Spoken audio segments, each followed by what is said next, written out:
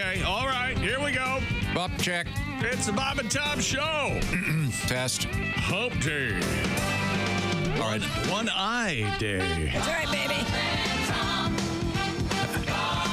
The one I loved, you want to explain the... This is not going to go well. I can't look at her now. I don't know what's going on. Well, I had to wear a hat like Tom. Oh, you got to. You got to wear a hat. Yeah, because the lights are too bright. Christy's here. She had eye surgery yesterday. We'll explain. There's Josh Arnold, Christy Lee at the Silac News Desk. Hello. There's Pat Godwin. Hey, Chick.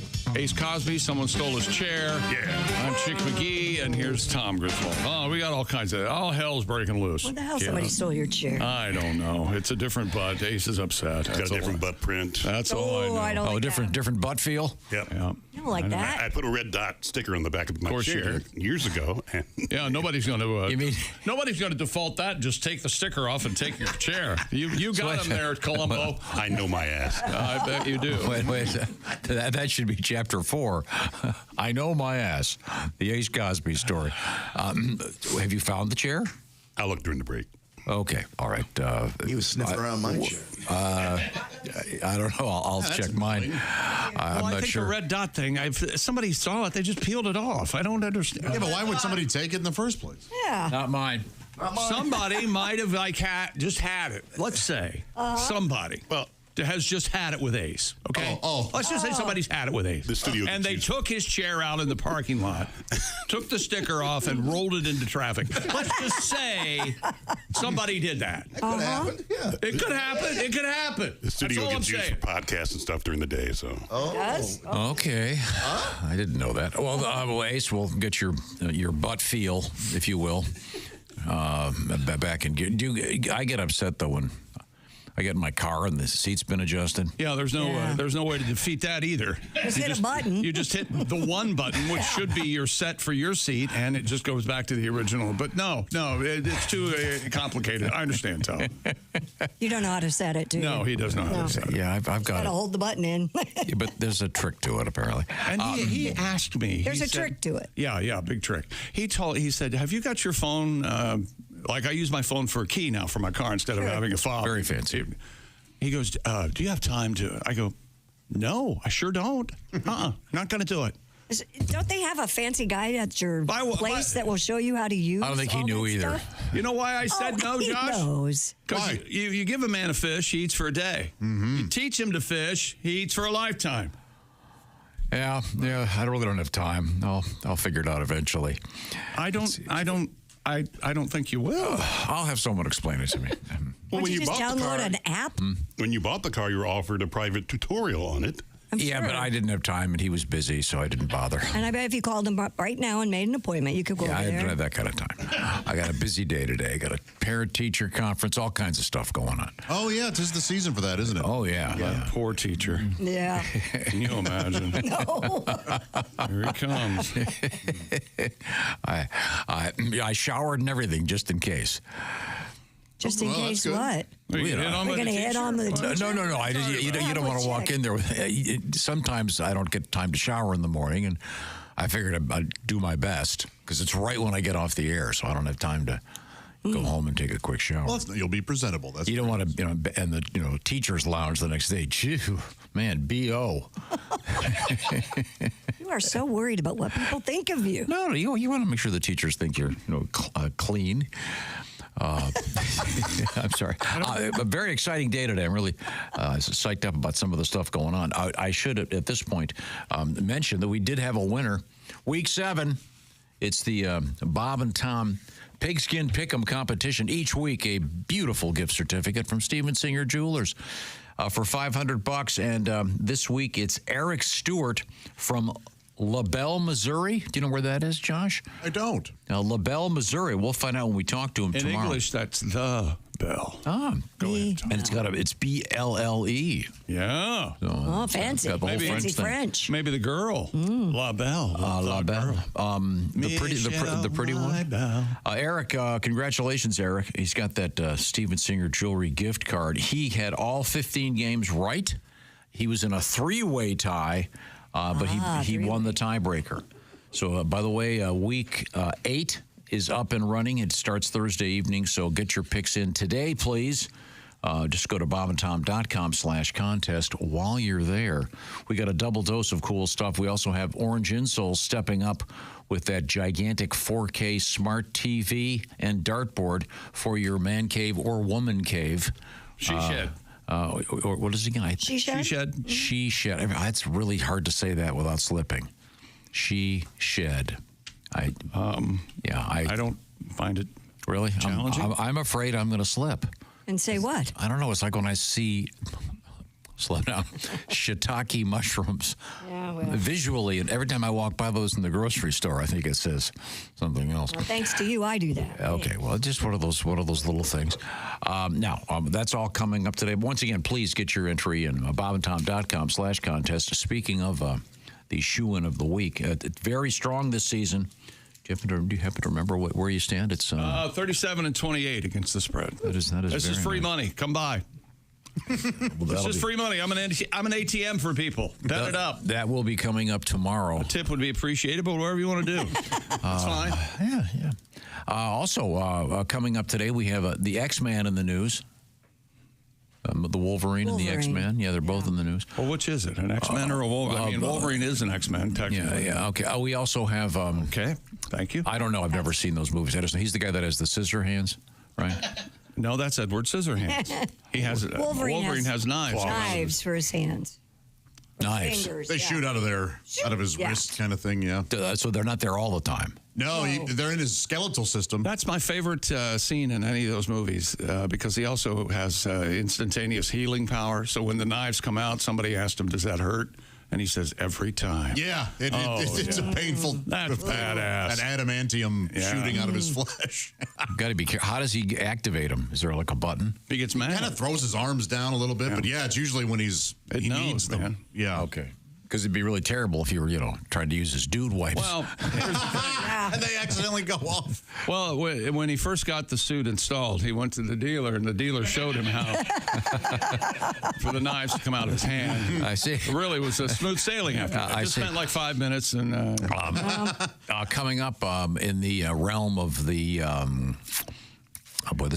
arousal, male arousal, we have a device called an erection tracker in the news. So that's kind of exciting. If you're wearing one of if you're wearing one of those right now, you have to wear a sleeve or something. I'm not sure. We also have a Paddington Bear updates. I don't know. Having a sleeve down there would inhibit an erection occurring, I would think. Or make it feel better. What is it? The Heisenberg principle when you measure something? I don't know. Now, right now, I want to tell you about those Raycon earbuds, right, Chickster? That's right. Things are supposed to work seamlessly, wonderfully, but oftentimes they don't. But Raycons do. That's right. Raycon's Bluetooth syncing happened almost right out of the box. Raycon's best-selling everyday earbuds have been upgraded. Their latest products update have added new features like 32-hour battery life, multi-point connectivity, let you pair with 2 devices at once. The new quick charge function, 10 minutes of charging yields 90 minutes of battery, and the active noise cancellation. And Raycon's, the upgrades, they're new fun colors now. Blush violet, forest green, classic black, and Raycon's also come with a 30-day guarantee, so if you need to return them, that's pretty easy too, although I've never heard of that. Stop the fuss and no muss. Go to buyraycon.com/Tom today to get 20 to 50% off site-wide. You'll get up to 50% off everything on Raycon's website when you go to buyraycon.com/Tom. That's buyraycon.com/Tom. And Christy, everything going okay eyeball-wise? Everything is going okay. You look, you don't have a patch. You look normal. You're using just one eye to read. I'm not wearing a patch. The right eye that was operated on, if you will, is a little blurry. We were watching the Bela Lugosi movie, Dracula, last night. And it was pretty funny because if I looked at my left eye, it looked like I was looking through one of those tiles at a really smoky bar, that gets all brown and sepia colored. Oh, nice. But on this eye, even though it was blurry, bright white and black. It was amazing. Cataracts are gone. Cataract is gone, yes. Well, good luck. Yeah. We'll find out more coming up. This is the Bob and Tom Show.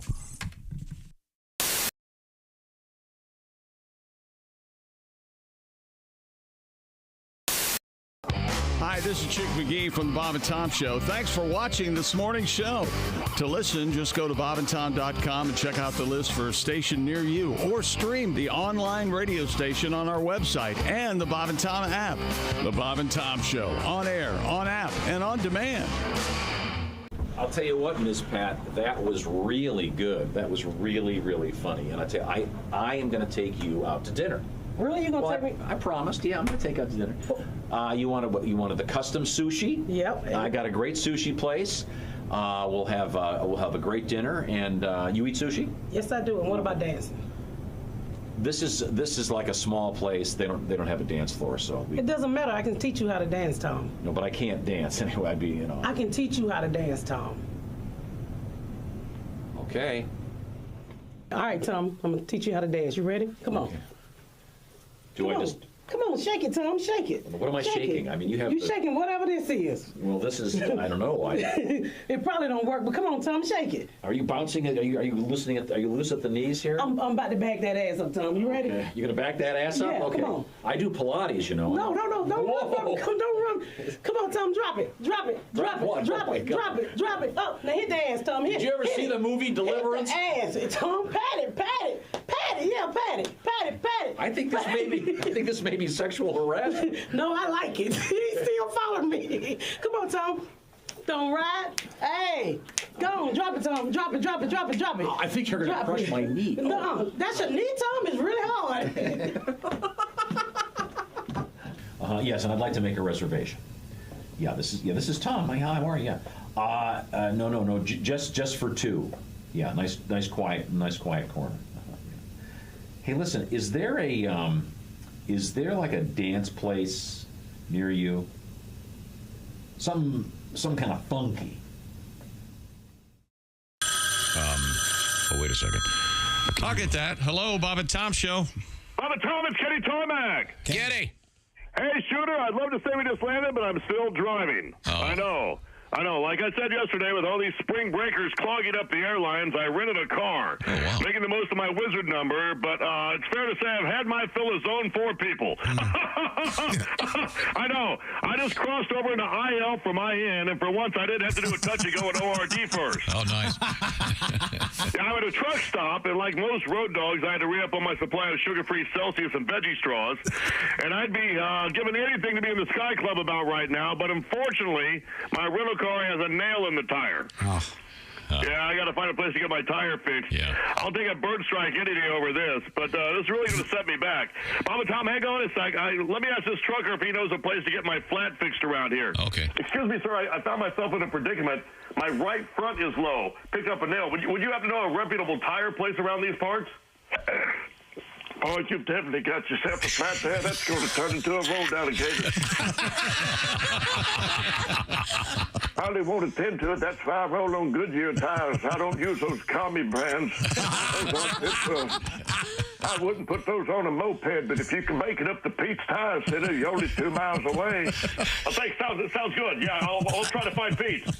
What you want to do is take a left out of here. You're going to go maybe a mile and a half on the south side of the road. You're going to see a sign for Joe Gin Spa.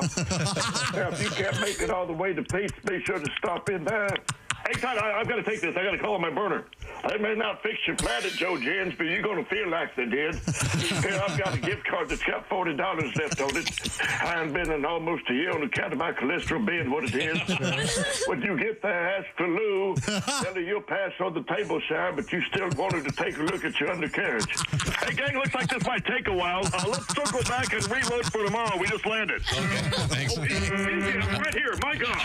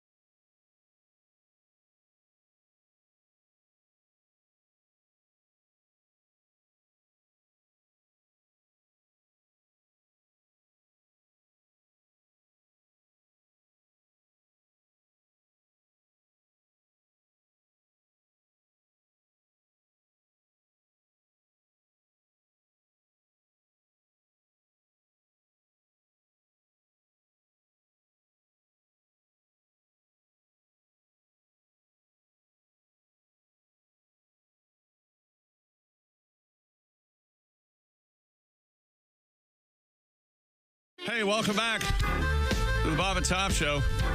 All right. All right, babies. Yeah. We're in Louisiana. Oh, wait a minute, no, we're not. Is this going to happen every time you hear a harmonica? I love God, this. I hope so. Yeah, isn't this great? Oh, yeah, I love this too. When did Our you friend first Tad? say, hey, baby? When did you first say that? Oh, it's a Or just WKRP Did you thing. get it from Howard? Oh, Heston? yeah, oh, absolutely. Babies. Hey, babies.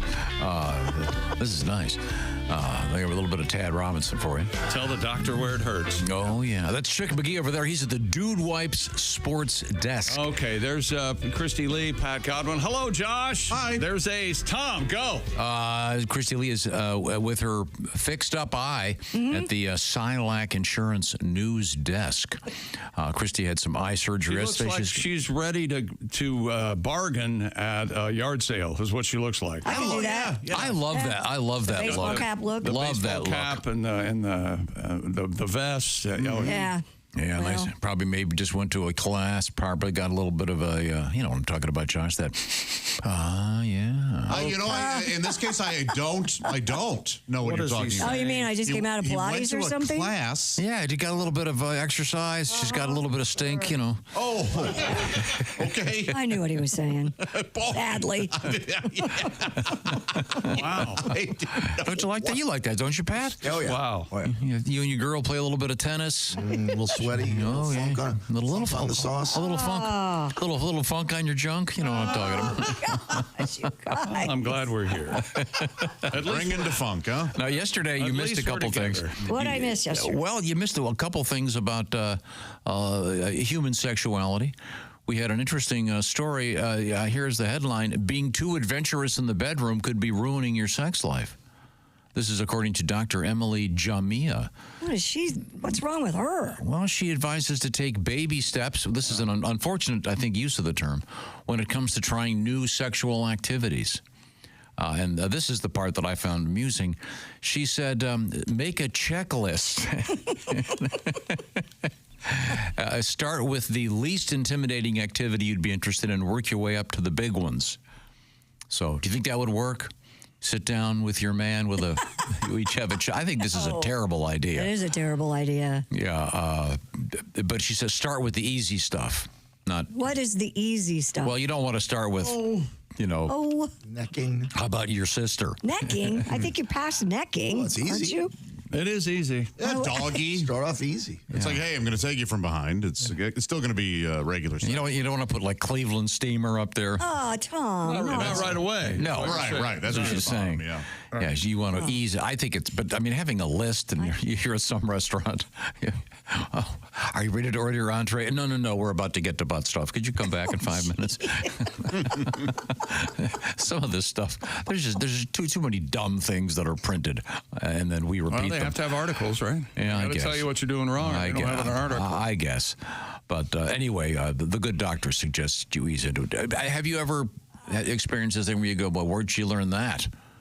Well, first of all, I haven't slept with a woman, but You know what I'm saying. You can transpose that. No, Pat, you know what I'm saying. I know what you're saying, yeah. do you guys think that? No, I do not. Thank you, Josh, because you're a mature, healthy adult.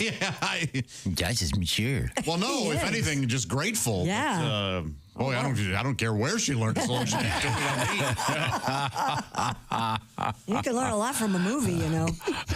Yeah, that's probably happening. That's one of the many things we learned yesterday. Watch porn with your lady? God, no. I don't watch porn with myself. We opened up yesterday's Would show that with... be on the checklist? Would that be something that you'd have to ease into? That could certainly be on a checklist. Wouldn't you say so, John? Yeah. Watch Well, you porn don't together. you don't have time for sex, right? You're busy. Try to squeeze it in. And I do mean squeeze it in. Josh, have you ever done that where you watch a video with a friend? I did, yeah. And it was a girlfriend at the time. And we went, this is For us? sort of slowing us down. Not we didn't for us. care. We're better than they are. Yeah. Yeah, but I imagine that's something people do. Yeah. Of course. I just want to say real quick, we opened up yesterday's show with the George song from Tim Wilson. I'd forgotten how funny that is. We hadn't heard it in a long I time. love that. Got into an extended discussion of famous Georges and then how irritated Chick is that George Chakiris won Best Supporting Actor for the movie West Side Story. Yeah, he only defeated Jackie Gleason and George C. Scott from The Hustler. I wouldn't feel bad about that. Do you think maybe those two, their votes split because they were both in the same movie? Maybe. I don't know how that works. Maybe. Yeah. Well, back then it was whoever got the most bribes in, I would think. Although I don't know if it's changed much now, so I don't know. We also learned on yesterday's show what a great song Jesse's Girl is from Rick Springfield. Oh. Got a chance to. You don't like that song? No, I love it. We like it. Oh, yeah, that is. But it is, even though it's one of Chick's favorite, it is not his go-to at karaoke. What's your go-to? It's called Footsteps by Pearl Jam. You wouldn't. I don't know it. that song. Yeah, it's. You guys all have a kind of karaoke ballad. song? Sure. Yeah, we are our number one. We're entertainers, right? Yeah. Yeah, we gotta have a karaoke. Gotta be ready at any given. right. note. And Pat, you're certainly one of the better singers in the building. What's your go-to karaoke song? I like a dirty version of My Way, an improv sort of My Way by Sinatra. Oh, really? I got Carrot Top and I thrown out of a Las Vegas casino. Was Carrot Top singing with you? No, he was watching and laughing. That's nice. What kind of guy connected and threw you out? Were you in big trouble or? Yeah, we got a little racy. Yeah, okay. They don't care for that. Follow the script. Let's see. We met a new visitor yesterday. It was very exciting. We met Stinkhorn the Unicorn. Stop by. Oh, that's right. Yeah. It's really interesting. And we learned how to create a unicorn. It requires a narwhal and some other critter. Oh, yeah. Josh Donkey came up or with that, something. Yeah. We had a really disturbing story out of SeaWorld. I didn't know SeaWorld still did the orca thing. Yeah, they're not getting any new orcas. They're not breeding orcas. They're not breeding orcas, but if an orca is stranded or if there's a problem, they will take Okay. orca. Yes. Well, this was in the San Antonio SeaWorld. Video circulating on the internet. I'll read a little bit of this text here. An orca relieved itself in a pool, creating, quote, massive clouds of whale poop clearly seen through the transparent walls. The killer whale then breaches out of the water.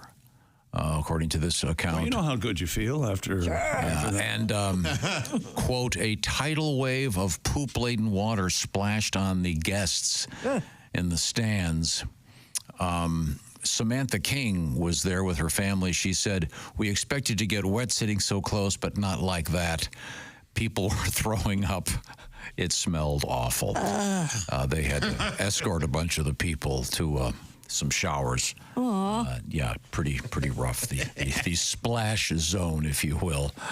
Very, very, very unpleasant. I wonder if that has happened before. I've never heard that before. I know, and you would have thought with all the shows they did. Yeah. Then on another critter in the news, a giant crocodile broke into the home of a family. This was in India. There's a video of all these people standing around trying to help the forest department get this crocodile out of the house. And a lot of these folks are barefoot. Well, it's India. Yeah, but wouldn't you say, hey, look, can I... You think a shoe's going to protect you? Well, I don't know. I just barefoot with a croc. Yeah, hit it with a shoe. Yeah. Yeah, it's just like adding an appetizer to the crocodile. They got the croc out. And what if your shoes are crocodile? Yeah. That'll really make them mad. Yeah. No word on the family dog. I don't know what happened there. And then one of the highlights of yesterday's show was a woman who in New Jersey uses her breast milk to feed her whole family. She says her name. Anybody remember her name? Destiny something? You're close. Divinity is her first name. Divinity Butts. Oh, yes. That's right. That sounds like it's something right out of a cartoon in Playboy or something. Divinity Butts. Little Annie Fanny and Divinity Butts. She feeds her whole family. Yeah, that's what she said. She said her husband Isaac is a boxer. This is where she got the idea. She put breast milk in his protein shake, and he says after an intense workout, quote, it really helped. So there you go. Well, and I apparently no one gets it directly from the tap, but I guess her husband likes working with heavy bags. What does Willie call them? Heavy naturals. He's got the heavy bags. By the way, have you ever tried using one of those? What? The heavy bag at the gym. Oh. Yeah. I mean, no, it's not easy. I've seen it done in movies. But well, the one where the guy's got the bag, he's doing the repeat. Right. That's impossible. You've really got to have it together to do that. Give it a shot the next time you see one at the gym. I always think I'm going to break my knuckles if I hit that bag. It's hard. The heavy bag is really heavy. Yeah. Hard to fill. Oh, did you have one of those ones? They're a pain in the ass. My neighbor had one, and if the sand comes out or whatever, maybe they're better now. Yeah. A chick was very pleased with his All Pro Lines hoodie. Oh, yeah. John, what's his face? Kostaki. Oh, I got my All Pro Lines shirt in the mail yesterday, too. Yeah, there you go. But my husband quickly took because I got the green one. He goes, a Packer shirt for me? And I go, well, I guess now it is. And we had a number of jokes about the quarterback for the Cleveland Browns, Deshaun Watson, and he's apparently out for a season. Could be over completely. But the bank account will keep getting filled. That's pretty much what we learned yesterday.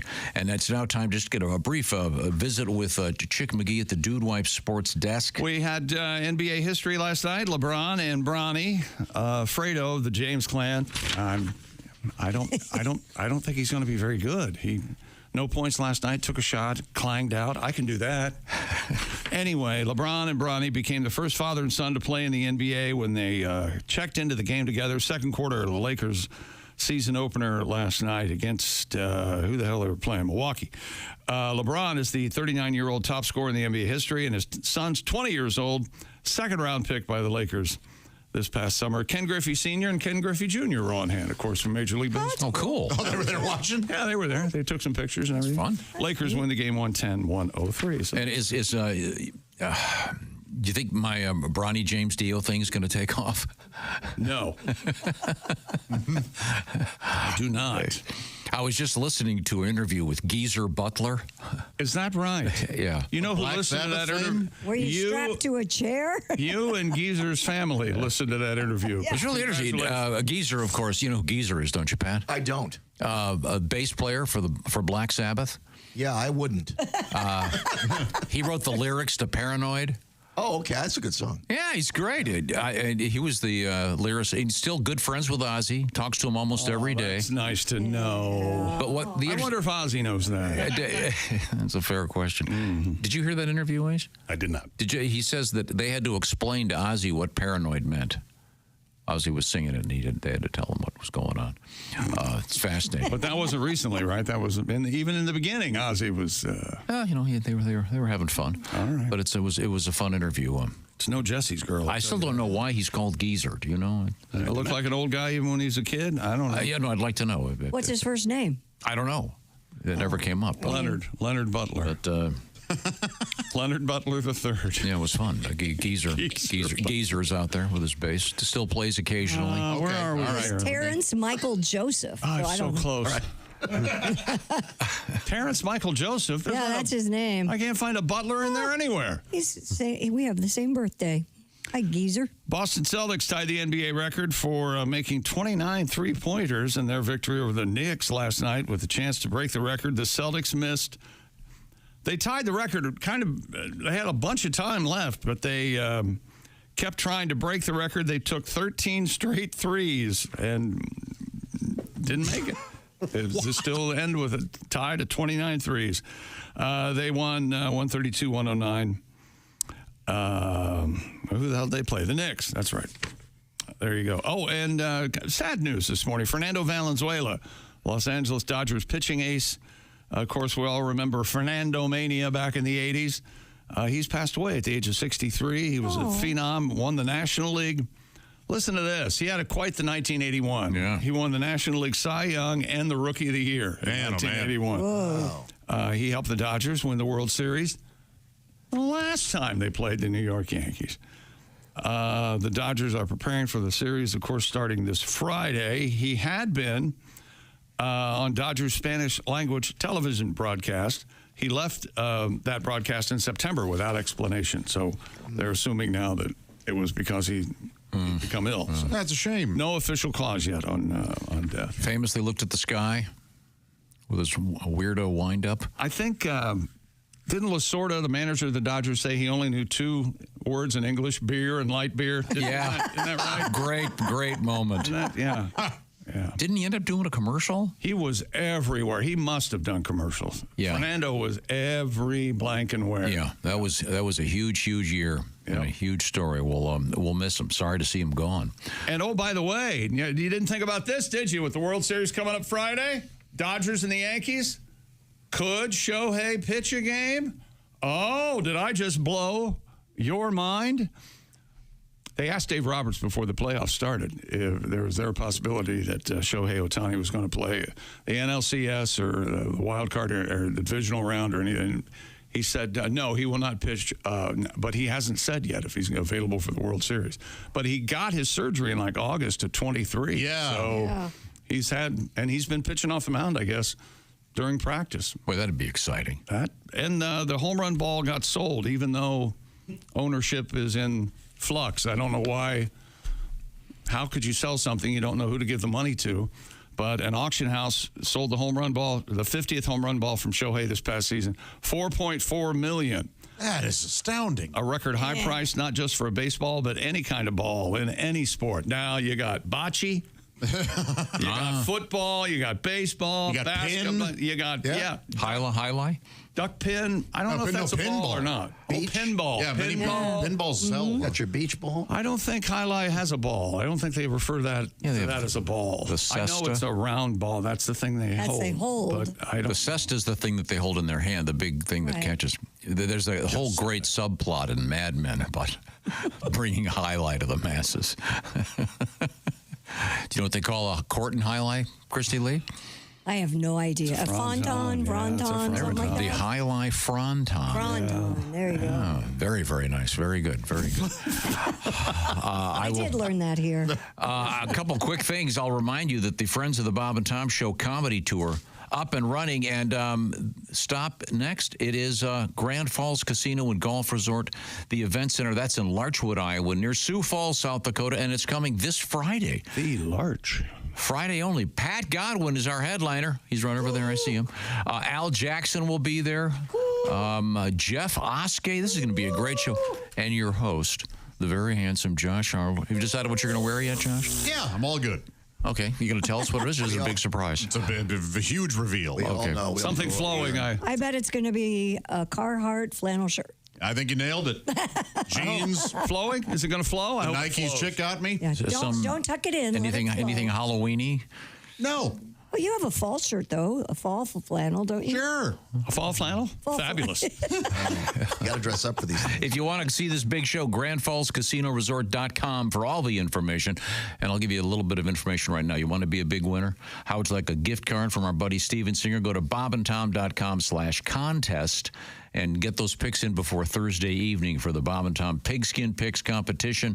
And you'll get to pick against Chick McGee if you should be our winner. Congratulations to the winner from Week 7, Eric Stewart of LaBelle, Missouri. Thanks for entering, Eric. We'll talk to you, I think, tomorrow. And also, I'll remind you, while you're there on our website, check out Orange Insoles. They've got the special 4K Smart TV as part of our Man Cave/Woman Cave competition. All the details are right there, bobandtom.com/contest. Coming up, Christy, you got any teasers for me? Oh, we have a lot of penis news, so don't go anywhere. And how about a camera that you can attach to your toilet? Would you like to take pictures of your poop? Yes. Oh, yeah. Is this a Chuck Berry? Doesn't seem like Chuck Berry anything that anyone would be interested in. Who Well, would want there to is do somebody that? out there. No, that might I- Hey, you got some time? Let me show you my strap. Although there's someone in this room who would take Yeah. pictures and send it to everybody he knew every now and then. Yeah, that's happened. With the caption, doesn't it look like a J? Stuff like that. Not me. Not you. No, that's all happening today. This is the Bob and Tom Show.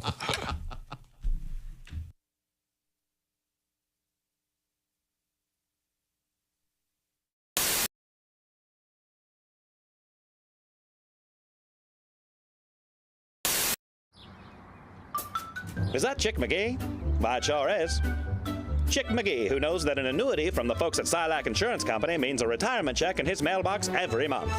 Chick works on perfecting his mailbox opening technique. Easy, Mr. McGee. Don't blow that elbow out. Chick isn't quite retired yet. He's just practicing for it. Because one day, Mailbox McGee will be taking his retirement the easy way. SILACINS.com. Silac Insurance Company.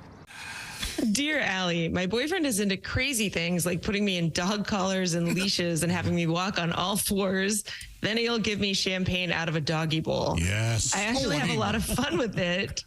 But now he likes to take me in the backyard to pee. That's still okay. Look at Tom. If you're not watching Tom, you're not watching the greatest show on the planet. It's still okay if our backyard was totally private, but it's not. And I think he's gearing things toward to make it quasi-public, and that's kind of freaking me out. No. A, could we get in trouble for this? We both have good jobs. Maybe that's how I should tell him to stop. And B, am I being lame by not wanting him to go public? Yes, you are. You're a filthy mutt, and you need to, the sooner you learn that. Tom, what's your problem with this whole thing? You really do look. This is really wild. It's going to get worse. This guy's champagne in a dog bowl, and the fact that it's champagne is really something. Yeah, but she's into all of it except for it being public. Maybe I'm not sure she's that's her into own. it. Well, she's acting like she is. She said it. Yeah, she said she's okay with all of it except. Okay. If it's for kinks, keep it in the bedroom or take a dump on his side of the bed, and then maybe he will figure it out. Like the dog is not happy. I guess we're done with this one. Have you considered that? Yeah, and then what if he rubs your face and it goes, no, never mind. You're right. Anyway, you're bad dog. A dirty little Bowser, aren't you? Yeah. That's very, as Chick McGee once said, this sort of thing, a lot of specificity. That is wild. That is. He's into, that's.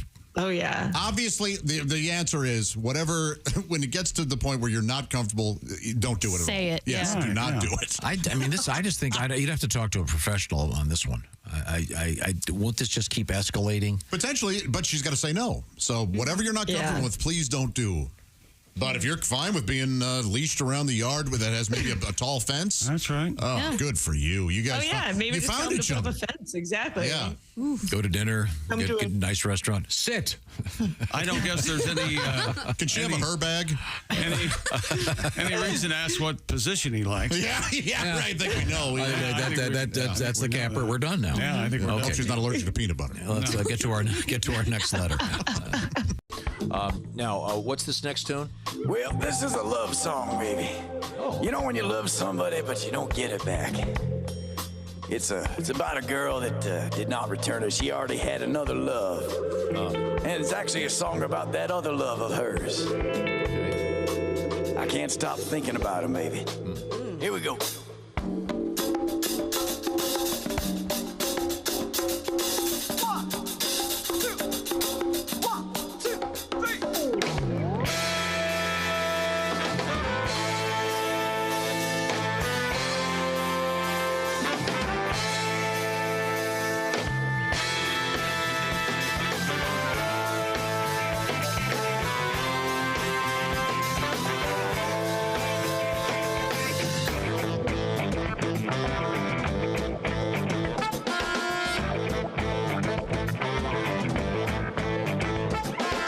She's a girl who knows exactly what she wants. A man who knows her game and well aware.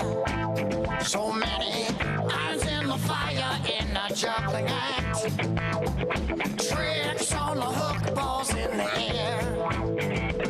She spends a lot of time with Peter, and Willie's always up for it. Richard is so smooth and slick, but she loves Dick. Oh, yes, she does. She loves Dick. She can't get enough. She loves Dick.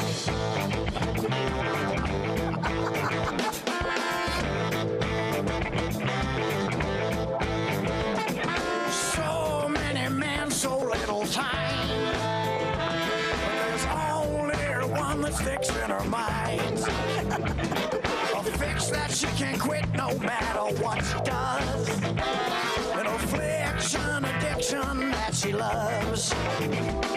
She spends a lot of time with Peter, and Willie's always up for it. But Richard is so smooth and slick. She loves Dick. Oh, yes, she does. She loves Dick.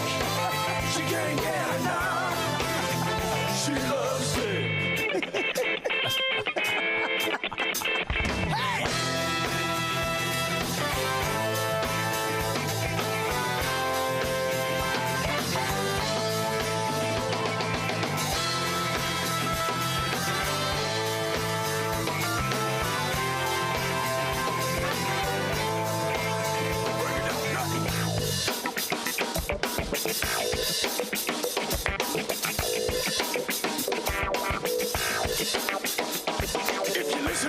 talk, you think Richard was a cock of the walk.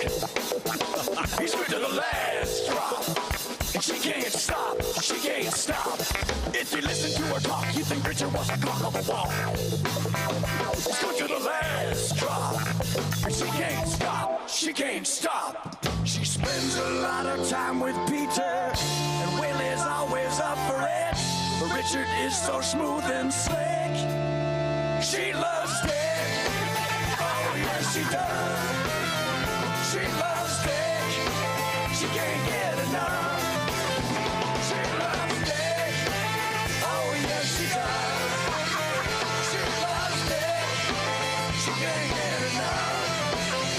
She loves Dick. Yeah. Oh. Hello, my name is Alexa. If you have a smart speaker and what to hear, Bob and Tom Radio, just say Alexa, play. Great Halloween celebration they've Harvest got going Nights.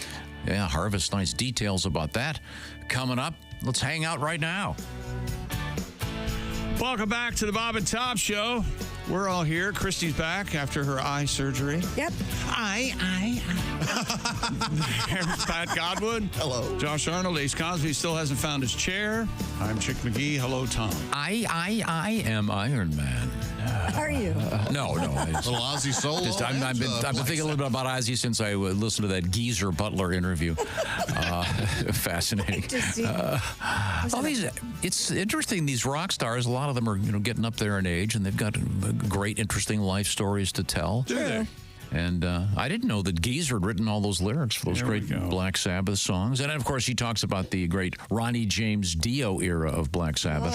There's some good stuff in that. Yeah, and I bring that up because I was hoping that Bronny James Dio would take off as a nickname for Bronny James, but really hasn't happened yet. He didn't have a nickname yet. Didn't make that clear. Do you think he's hearing it from the other players about how he's daddy's boy and the only reason he's on the court and the only reason he's on the team? And I hope. I don't know. Yeah, I know. I kind of hope he is, but I don't know if he is. If so, LeBron has a long shadow, power, you know? Yeah. If so, I hope it's really he gets it and knows it's all just fun. I think the funny thing is he's not allowed to call his dad on the court. Well, that makes sense. Yeah, their I hear Bronny, I think of paper towels. Yeah, me too. Yeah. There's a Nike commercial out there with both of them in it. I think it's relatively new. I just saw it this morning where they're getting ready to go to practice, and you see LeBron in the driveway sprinkling Lucky Charms through the moonroof of Bronny's car. And he runs and gets in his limo and waits at the end of the driveway. And Bronny comes out to get in the car, and he opens the car door, and all these Lucky Charms fall out of his car. And LeBron goes, "Welcome to the league, Rook," or something like that. Hazing him a little bit. There was a Nike logo. Yeah, but Bronny would be. They should step up. And Bronny paper towels? Was Bronny the He'll wipe you up. picker upper? No, that's Bounty. How dare you, sir? That's Bounty. Yeah, that's the quicker picker upper. Yes. Bronny had the Bronny man, or has the Bronny man. My favorite thing about the Bounty ads is they have the cartoons from the instructions when you where you put something together. There are these every now and then you have a little cartoon man that shows a screwdriver. Oh yeah. So something drips on the cartoon man's going, "No!" as it's dripping toward. So they grab a Bounty. I like those too. I grab the Bounty and save the day. Yeah. Don't you wish when you watch Mad Men and you see the men and women in Madison Avenue creating this stuff? Can you just sort of see the pitch for the quicker picker upper? It's perfect. Yeah, because it sticks, it stays. And remember that great "Don't Squeeze the Charmin"? Sure. And that actor, Mr. Whipple. Yeah, built his house. I'm sure that in career. I did an advanced poetry class. That's right. I'm quite the bard. Advanced. Yeah. Was the word Nantucket ever used? Sadly, no. Roses are red. But I remember one class was mostly about how marketing, apparently the Raid slogan, "Kills Bugs Dead," was written by a poet laureate. They would hire poets every now and again to do these things because they knew they could say things the power succinctly. Of words. Yes. It worked. That's perfect. Kills bugs dead. It tells you everything you need to know. Yeah, it does. Yeah, you always have to wonder what the ones that didn't fly. Yeah. We wanted to go with squish their eyeballs out. Yeah. No. Roaches check in, they never check out. Oh, that was a good one. That's pretty good. Yeah. The Roach Motel. Yeah. That was a good And you one. got to love them. That's where the Eagles stole it from for Hotel California. We all know it. Oh, they. And the great ones, of course, the cigarette ones. A silly millimeter longer. I don't remember that. I don't remember that, yeah. You don't remember a silly millimeter longer? I do not. I don't remember the brand, which is not good for advertising, right? It was a long time ago. Winston tastes good like a cigarette should. Sure. I remember that one. Sure. I'd Well, rather fight than switch. We all know that. yeah, that's the one where they want to bring There we go. domestic violence into your cigarette purchase. Hey, you don't just get cancer; you punch your wife in the face. Territon. Oh, no. It was a that cat wasn't- fight. I always had a woman with another woman. But we have speaking of domestic violence, we have We have a kind of a story in the news. Yeah, it's. I guess it really isn't fun, is it? I know it's a revenge story. I don't think domestic violence is ever fun. Except it gives me an opportunity to play this. It's spaghetti time. It's spaghetti time. Once again, well, the good news is it wasn't al dente when he heaved the spaghetti at her. Well, we'll find out about that. It might have been hot. What? Sorry. Let's just move that way. Can you see Chick McGee over there at the Dude Wipe Sports Desk? Kind of. Bostonians who gathered at a City Hall Plaza last night to watch the Celtics opening night watch party and further celebrate the team's most recent NBA championship. They were greeted by a falling drone that injured a couple people and sent at least one person to the hospital. Oh, man. Gosh. Boston police say at least 3 people sustained non-life-threatening injuries from a falling drone outside the plaza around 7:30 last night, just as the Celtics were tipping off with the Knicks. Yusef Kobiesi was hit by the drone, told Boston television station. It sounded like a banging sound. And next thing I know, the drone crashed onto me. I heard a loud sound, sounds like a banging. I felt something hit my head.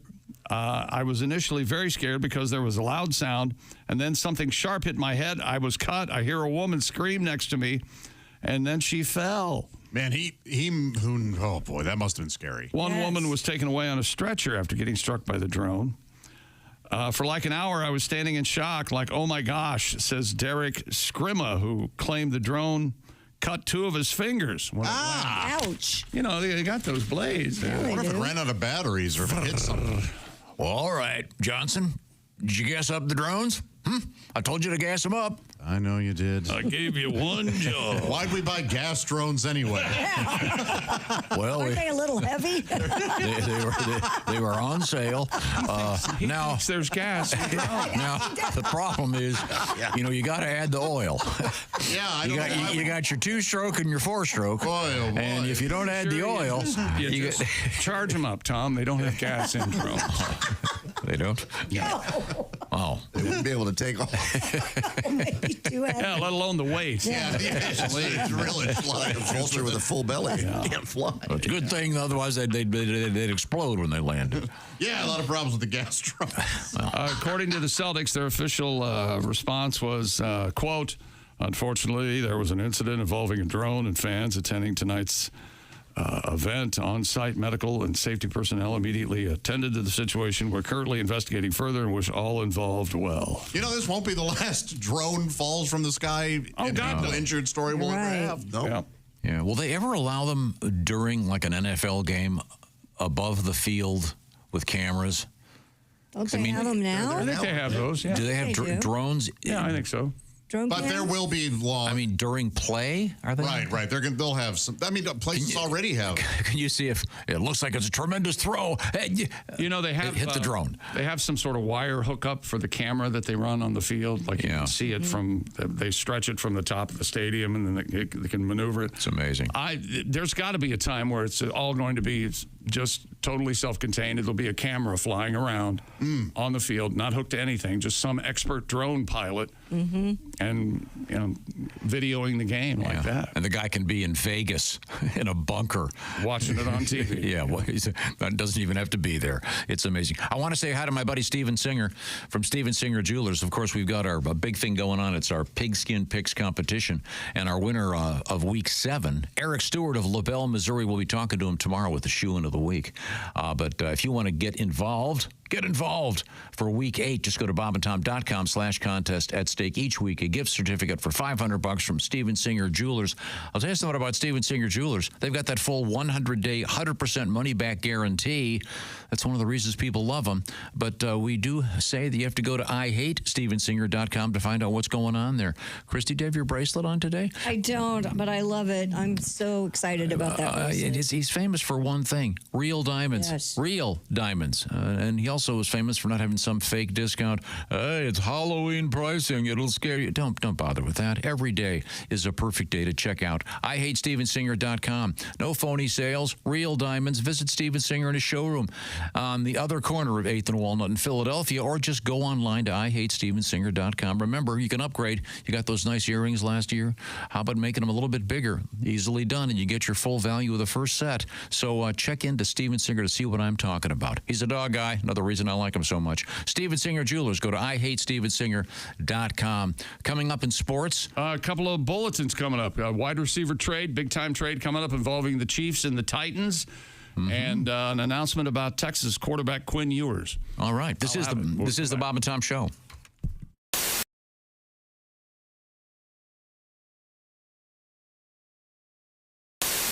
All right, where's my big bowl? Hey Josh, new orange insoles are in with that deep heel cup. You should see how deep this heel cup is. Deep heel cup, you say?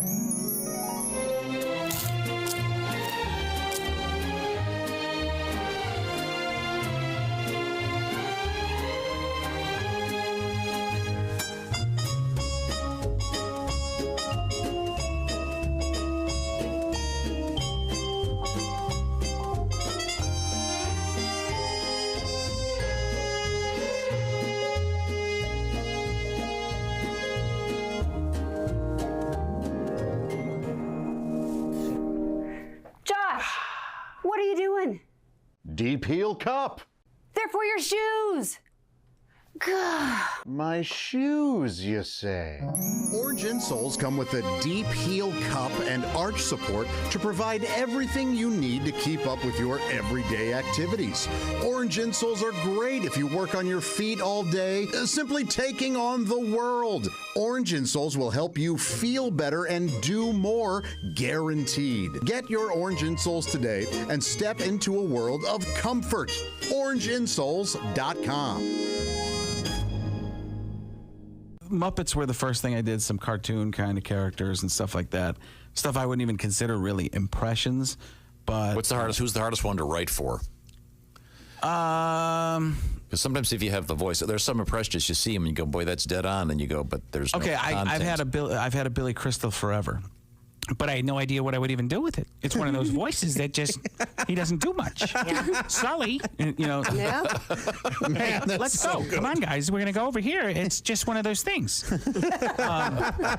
But here it works. And Robert Downey Jr.'s one that I'm sure I've done that too for you, but he's the human Twitter feed.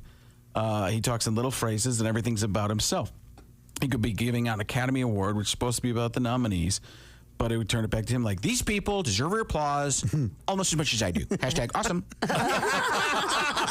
So he's like, do me a favor. You're doing great right now for you. You know, he can insult you and be backhanded compliment for everything. Chick, you do a great job sitting there doing nothing. Appreciate it. Why don't you do me a favor and text yourself? Who would you like? What's an easy one to teach Josh? Josh is very clever. I don't know about his impression abilities. I'm not particularly good at impressions. No, I'd give him 6 out of 14 on clever. I'm trying to think who. Give me a little of your own voice if we can find something. Well, I think 6 out of 14 might be a little low. It's not. Okay, so you can go to a deeper register. Talk as quietly as you can and say this. Talk as about as slowly as possible. In my own voice, talk as slowly as possible. Now, bring it back down. A little lower. A little lower. We're trying to work on a Morgan Freeman here. I see. Oh. No, you tried. And so yeah, this is not going to go well. No. No, you can get it. You can get it. Don't talk like more. No, why did you all of a sudden you're starting to talk? I feel like it's in the back of the throat. It's very. The truth is. Truth is. Say truth is. True. Don't do this. You're doing something to. Truth is. Truth is. The truth is. The truth is. Truth is. Let's get there. Let's try something different. Let's try anything else. Try an Irish or something. You understand? Oh, that feels so good. Like this is one of the greatest. Those are me lucky charms. Sorry. How about this? I said Chick McGee. I'm here for 2 more days. I can have him. Oh, there we go. I will have him by Thursday, which is 2 more days from now. Thank you. Who helped me on that? Who said that? You did it by yourself. Thank you very much. Tom. Tom did. By Thursday, I will have him ready for his Saturday Night Live audition. What do you have to do? 2 characters and then 5 minutes or something? It doesn't matter because we're going to have 37 characters. Okay. And 52 impressions. Now, Chick, you could do a passable Jeff Goldblum. Well, not in front of Frank. It's not like you've never done it before. I've tried. No, I haven't. Wait a minute. Wait a second. Like this is Morgan Freeman. Slow. I like big butts. And I cannot lie. You are the brothers, can't deny. When a girl walks in with an itsy bitsy waist and a round thing on your face, you get sprung. Want to pull up tough, because you notice that butt was stuffed.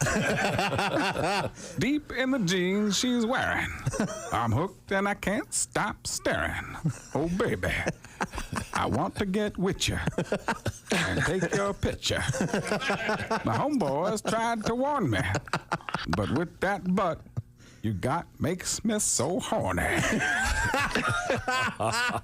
Dr. Sadie, you're a big Jeff Goldblum fan. Perhaps you could explain to Mr. Goldblum this toy here. Yes. This spark his spot. Yes. Hello. Knock, knock. Who's there? This toy. And that's when Andy realized that little rock hammer could do more than just break him out of prison.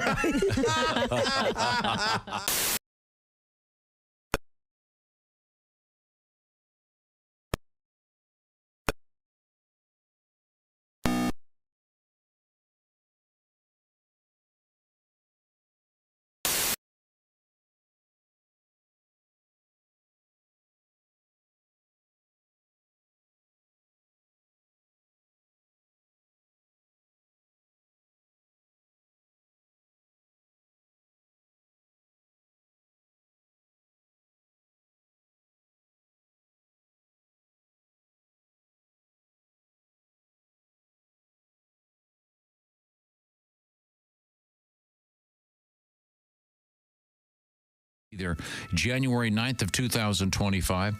This Friday night, it's our good buddy Mike Birbiglia at Clues Hall. What? Yeah.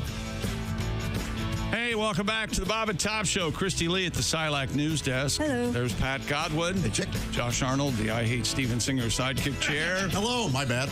Coffee's robust today. It is, yes. Yes, there's Ace Cosby. Still haven't found your chair? Search crews are out there. And that is frustrating. That's weird. Yeah. I got to start locking this room up. Something's going on. Chick, you're a little prankster. You didn't do this. Yeah. I'm Chick McGee at the Nude Wipe Sports Desk. No, I wish I thought of it. And there's Tom. Well, I got to hand it to Ace I don't know for marking his chair. Yeah. No, that's the most paranoid behavior I've ever heard in my life. Oh, it's smart. I'll put a red dot on my chair. There, I'll know where it is. That's a smart move.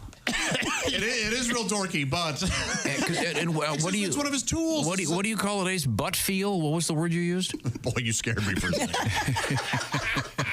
anyway. No, I mean, it's true, though. Yeah. And you know the thing where you get in your car and you've had your car repaired or somebody get in the seats wrong. I know that you press the button if you know how to use it. And then, that's right. And then there was all those drones filled with gasoline flying around. And sons of bitches. I could move my chair in my car. Back in the day. This isn't my cereal bowl. Back in the day, one of my people would have built this car. Foreigners. You make a joke, but do you have a cereal bowl that you like? I do not. Okay. I have a couple bowls, and I broke one, and I had to order new ones. Yes. I know that. Special bowls. Those are important. Do you have a special bowl? Oh, I've got my soup. It's a soup/cereal bowl. And if they're both in the dishwasher, boy, am I fuming. Oh. I have special iced tea spoons that I've had forever, and I've only got about 5 of them left. Oh God! I've been trying to find them on the internet. They're a special type of spoon. I'm going to throw those iced tea spoons in the dumpster with Ace's chair. I would never bring them in here. But now let me ask you this, Chick. Get away from me. Do you have a favorite pair of pants? Yeah, I think I'm wearing them. Those West Point, you call them West Point pants? I got like 3 or 4 pair of these. I mean, that's the thing. Yeah. I probably have 10 identical pairs of jeans. Yep. They're the ones I like. They're the right size. I like them. Okay. This is just like Ace's chair. Going anywhere? Hey, I think it is because there's a thing. There is a thing called butt feel, and Ace has discussed it. I believe in a thing called butt feel. Just listen to the rhythm of your butt. Apparently, from yesterday, there was a rumor on the internet that Quinn Ewers was going to not play anymore for the Texas Longhorns, not be their quarterback. They're going to let Arch Manning play. He was going to save himself for the NFL draft, which sounds like a great, I mean, that sounds totally believable. Apparently, it was a rumor. It was a hacking of some sports website. So apparently, Quinn is back to getting ready to start this weekend. But this is no joke. This is from Adam Schefter and his Twitter account.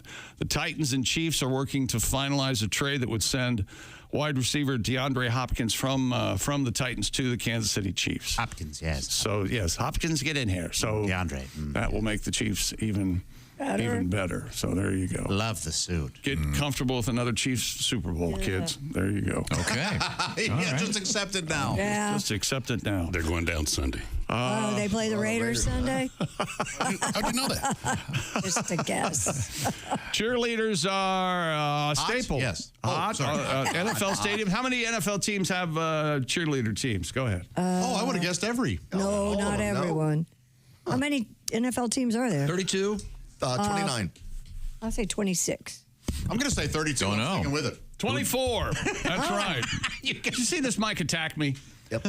Well, apparently, the Arizona Cardinals had some problems this past Monday night with their cheerleading corps because the Arizona Cardinals, follow me now the way I've drifted, they've sold on-field expensive seats for big-time customers, okay? So you can sit on the field in like the end zones, and you can watch the game from there. Well, apparently the cheerleaders were blocking the views from some of these high-dollar seats. That's bad planning. So instead of having the cheerleaders on the sidelines for 3 hours, which is the cheerleading history, that's their heritage, right? Cheerleaders are on the sidelines. Sure. You got to cheer. Yes, you got to cheer. We got the ball right now. Apparently, they told them to stay in the locker room, except for 15 minutes, and then they get to come out and cheer, and then they got to go back in the locker room. Okay. I don't think NFL needs cheerleaders, but that's me. But also, do you want to watch the game from field level? Can you see anything? No. Well, that's another thing too. I don't know how good those seats would be. So that's an experience, though. That sure, absolutely. Just give them on field before the game and then put them back up in a nice seat. You think you'd want to watch the game from higher up. Cheerleaders at Cardinals games previously on the field for around 3 hours. They recently informed the team that number will drop to about 10 to 15 minutes to prevent them from obstructing the views from exclusive seating areas. If their pay stays the same, I wouldn't. Yeah. Well, but their pay was, or I don't know if they've rectified that situation, but it was historically like $50 a game or some crazy. Yikes. Yeah. So you I think can't. The Raiders cheerleaders started that. They couldn't do that for a living. No. Okay. I assumed they'd have NFL to augment cheerleaders, that was their job. They'd have to augment their income somehow. Well, because I also assume they would show up places like schools and. They do that. I don't. But if you had to have something block your view, wouldn't you want it to be the somewhat delicious ass of, the butt feel of one of those cheerleaders? To get back to Ace's term. I think so, yeah. I think the Dallas Cowboy cheerleaders, some of them make it a year-long. Okay. The Eagles cheerleaders. Ooh. Are they good? Oh, yeah, I dated one. Oh, that's cool. I'll never forget our exchange. This is true. What's your name? She goes, Lisa, marinara, like the sauce. Yikes. What a lovely accent you have. I'm out. Are they allowed to date the players? No, not really. They're Although not pretty much every NFL player has either married and divorced or still married to a former cheerleader. So some have gone on one cheerleader big careers. Remember that one? Never mind. You got cheer, rah, rah, ree. Rub me in the knee. Rah, rah, rah, ras. Kick him in the other knee. Yeah. I love. Funny stuff. NBA star Paul George and John Ringo is calling for journalists to stay out of the NBA locker rooms. Yeah, get out of here. 76er shared his thoughts on the matter on his, he has a podcast? He is agreeing with NFL players who also want media members out of the locker rooms. I don't think media should be in the locker room. I don't either. Because how this started is there weren't organized news conferences and media so you could go and talk to the players after the game. Now, it didn't exist. That's why you had to be in the locker room and hopefully get a soundbite. But that doesn't happen. They make everybody available after the game. And they had a deadline.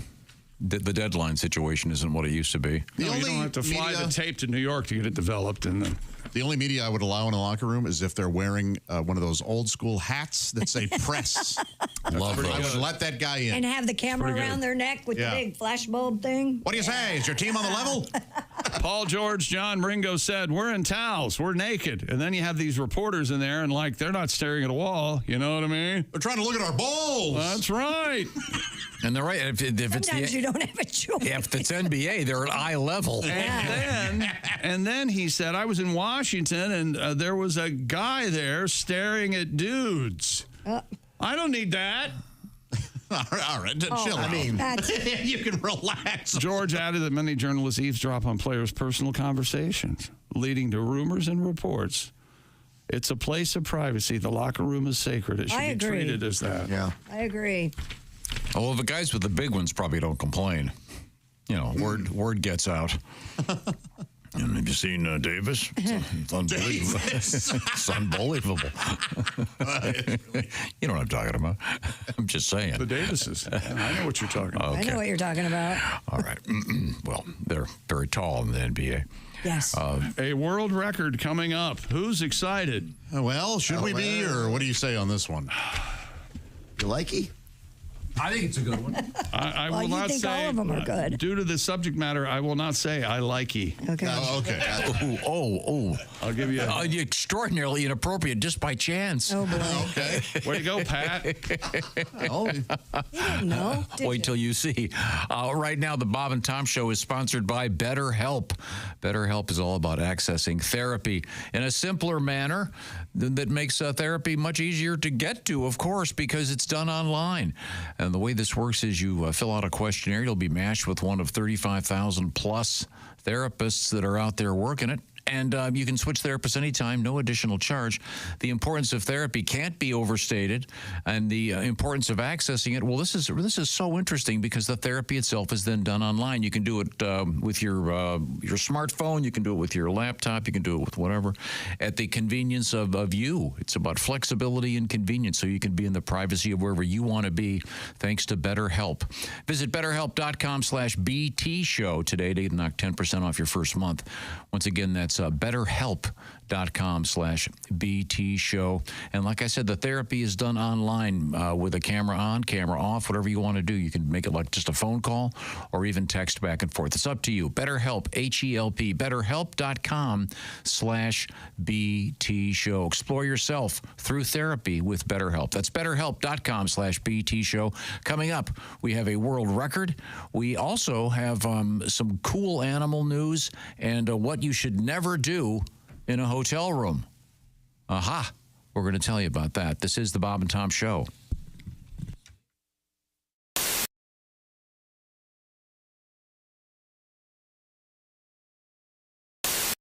There we go. Hey. There he is. We're talking to comedian Dusty Slay. And Dusty, I recognize you right away. You got a full beard, though. The stash is your trademark. You got the you're going kind of for the Jesus if he had glasses and a cap on look. Well, I can't be rolling around out here beardless. I don't need people seeing this chin, you know? I see. Great to see you, Dusty. Yeah. Great to see you. I'm pumped to be here. Dusty Slay is a great comedian, and he's got a Netflix special that, as they say, was just dropped. I'll speak English. It was just released. Yes. You can see Workin' Man, which got us talking about the band Rush, Dusty, when we heard the phrase Workin' Man. Well, I'm a little bit of a fan, and someone said that I might get a call from them about some copyright thing with the name, and I said, I'd love to talk to them.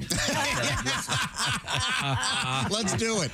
Well, you've got a tour going, and Geddy Lee has a book coming out, so we're even. Dusty has an interesting background. You were a working man there for a while. You had some real jobs. Weren't you a waiter for a long time? Oh, yeah. Well, I worked a lot. My dad thinks I'm still in high school. I don't think he thinks I've ever worked a day in my life. He goes, what's this working man thing you're talking about? But, yeah, I waited tables. I used to work in Charleston, South Carolina at a restaurant called Hyman's, which is located on the same block as a restaurant called Sticky Fingers. And, I'm not making that up, just telling you where it is. I remember that. That's a seafood place. Hyman's a beautiful seafood place. We've been there. It's great. It is great. Yeah. And you were a waiter there. Were you a good waiter? I think I was pretty good. I had a little bit of an attitude problem towards the end, but I think I was good, People would come in there and they would ask for weird things. They'd be like, they'd be like, you know what? I haven't done this joke in a long time, and I even forgot the joke. They're like, these jokes are not on the special. I didn't forget any. They're like, what's a good wine with the fried catfish, And I'm like, I don't know, a Budweiser? There we go. It's a hot joke. It's a hot joke. Dusty, you have done a number of the late night shows. Do you remember what was the first one you did? Do you remember? Very first late night, I did Jimmy Kimmel, and I never tell people to go watch that one. I feel like that one was not that good. The jokes are great, but I don't know how to prepare for a late night at that point. But my first Tonight Show, very good. Cool. Well, let me ask you this. Since you've said that the Kimmel event did not go well, why don't you share? What was the first joke you did on it? Do you remember? Well, I did a joke, trailer park joke. I said, I grew up in a trailer park. We had a lot of fun, but I'm not sure why they call it a park. There were no rides in there, no water slides. We had like an occasional slip and slide or like an old tarp with some Dawn dish detergent. We put our slip and slide over a tree root one time because we was going to jump it. And that's not how that works at all. I like that very much. I hit that tree root. I just got up and got a job, It does smell like barbecue sauce. There is barbecue sauce. Christy made us meatloaf. I'm terrified. We're celebrating Joe Day. Oh, wait a minute. Now we're being it's Meatloaf Day, evidently. Interrupted here. We have Christy's meatloaf has just been brought into the room. Yeah. Bob's going to try some of the When did you make this, Christy? 2 nights ago. 2 nights ago. Meatloaf is always best in the fridge after a couple. Are there any fillers in this? Any fillers? What's your recipe? Can you share your recipe? Yeah, I use ground chuck, some barbecue sauce, a little bit of Italian breadcrumbs, couple of eggs. Is there barbecue sauce on this? Mm-hmm. I wasn't listening. Barbecue sauce. And then So what's the verdict over there, Bob? Well, it's barbecue meatloaf. I put barbecue and syrup on the top. Is it good barbecued meatloaf? Or? Yeah, I've never had barbecue on my meatloaf before. Not bad? No, it's not bad at all. I don't like the. It's not bad at all. Yeah, my kid damning with faint praise. I can't eat. I'm meat intolerant. Seriously, my kids don't eat a lot of seconds in my house, and this is very good. This is a new twist to a meatloaf. Yeah, I've never had kind this of a sweet. What kind of barbecue sauce? Well, can we get this food show all over the like Sweet Baby Ray? Can we celebrate Joe Day again, Let's please? do that. No, don't feed it to me. Here. Eat it.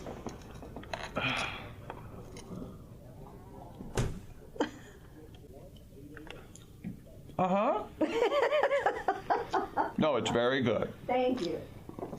You need to dunk it in ketchup, though. That's the way I eat meatloaf. No, I don't use ketchup in my meatloaf.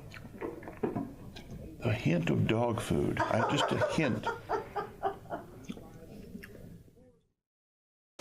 Hey, it's Josh from the Bob and Tom Show. Thank you for watching this morning's show. To listen, just go to bobandtom.com, check out the list for a station near you, or stream the online radio station on our website and the Bob and Tom app. The Bob and Tom Show, on air, on app, and on demand.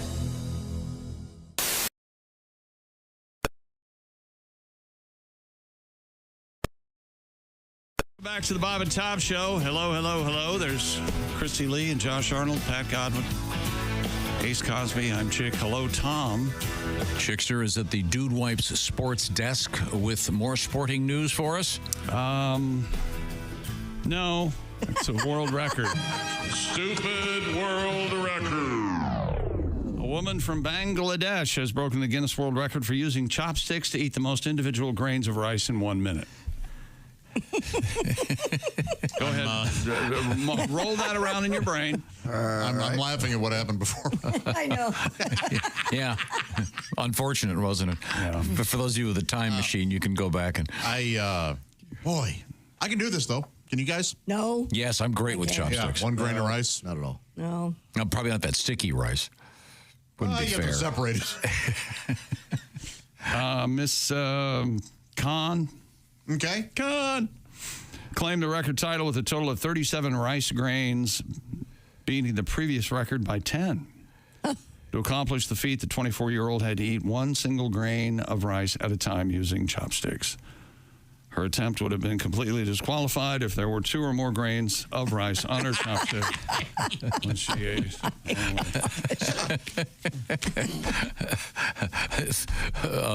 David Rush, you've been handed a challenge. Yeah, this seems like right up his alley. Yeah, this is a lot of manual dexterity. I love using chopsticks.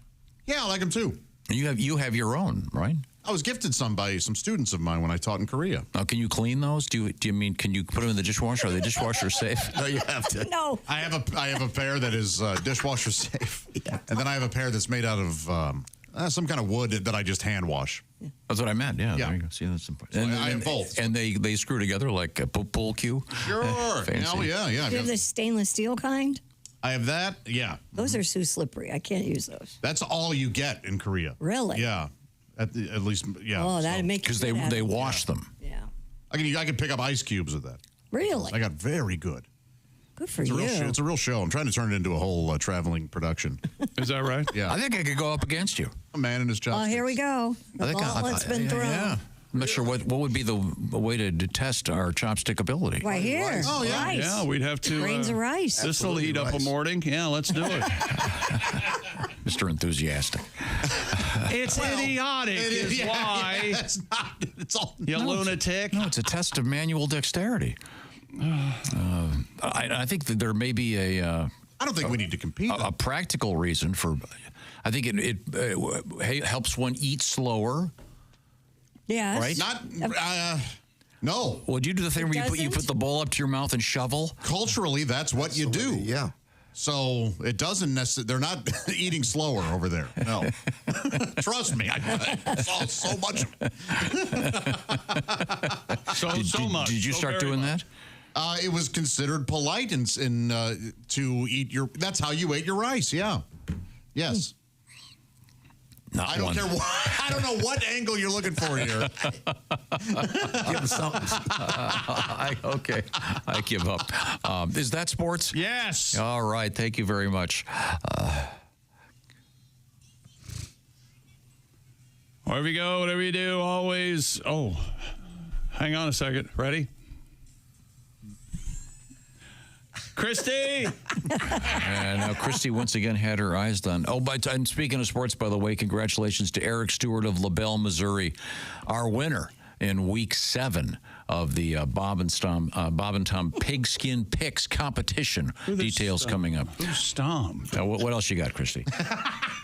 A startup company has created a toilet cam that takes pictures of your excretory production. Finally. Yeah, I know one of the ways to health is to keep an eye on what your. That's what it's for, Chick. According to TechCrunch, the Throne camera clips on the inside of the toilet bowl and takes pictures of fecal material. Then it's analyzed with the help of artificial intelligence. This is for perverts. To assess gut health and hydration. Is AI in every story now? Apparently. It's not supposed to look like a $100,000 bar. It's supposed to look like a Swirly? Snicker bar. That's what it's supposed to look like. The Throne Company calls it underlying technology artificial gut intelligence with AI that is trained by physicians to help you understand what your waste is trying to tell you about your health.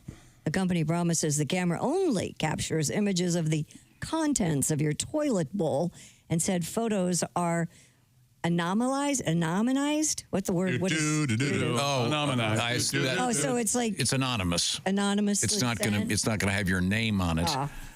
Although, if you had this at your house, and can you imagine that you get a note from your buddy? Hey, by the way, Bill, just found out you may want to go get a colonoscopy. Took a quick look-see. You got some issues. The device is currently in beta, but available for pre-order. What would you pay for a toilet cam? I'm going to guess it's $4.99. $1.99. $2.99. $299. Well, mine's the nicer I didn't give you a chance to guess. I got the good one. I would have won. You would have won? I was closer without going over. Yeah. Now, are they going to start selling your data? No, it just says. Boy, that would be a worrisome, wouldn't it? Well, or would it? Hey, I saw your poop online. Oh, all right. Hi, I'm from Metamucil. Just going over your family photos, and well, I wonder if it would do it. You were just at an amusement park, Josh, right? Yes. Yeah. You were telling me you like the thing where you can just sit on that bench at the end of the roller coaster, watch people come out having fun. Oh yeah. I love looking at the pictures. They now all have that freeze frame, that freeze frame thing. Will they do that? With the as you flush. Oh God, never mind. I'm sorry. Well, if you didn't care for that, how about the new so-called erection tracker that could help detect signs of certain diseases? Oh. This device, called the Atom sensor, is a small unit that is attached to the base of the male member with a band. Worn overnight, the sensor logs how many erections the wearer has while he sleeps. Have you ever had a band in your bed overnight? No, not a whole band. Maybe a bass player, drummer. Maybe a bass player. The scientists say healthy men have an average of 3 to 5 erections per night. Is that right? Which show that everything is working in order.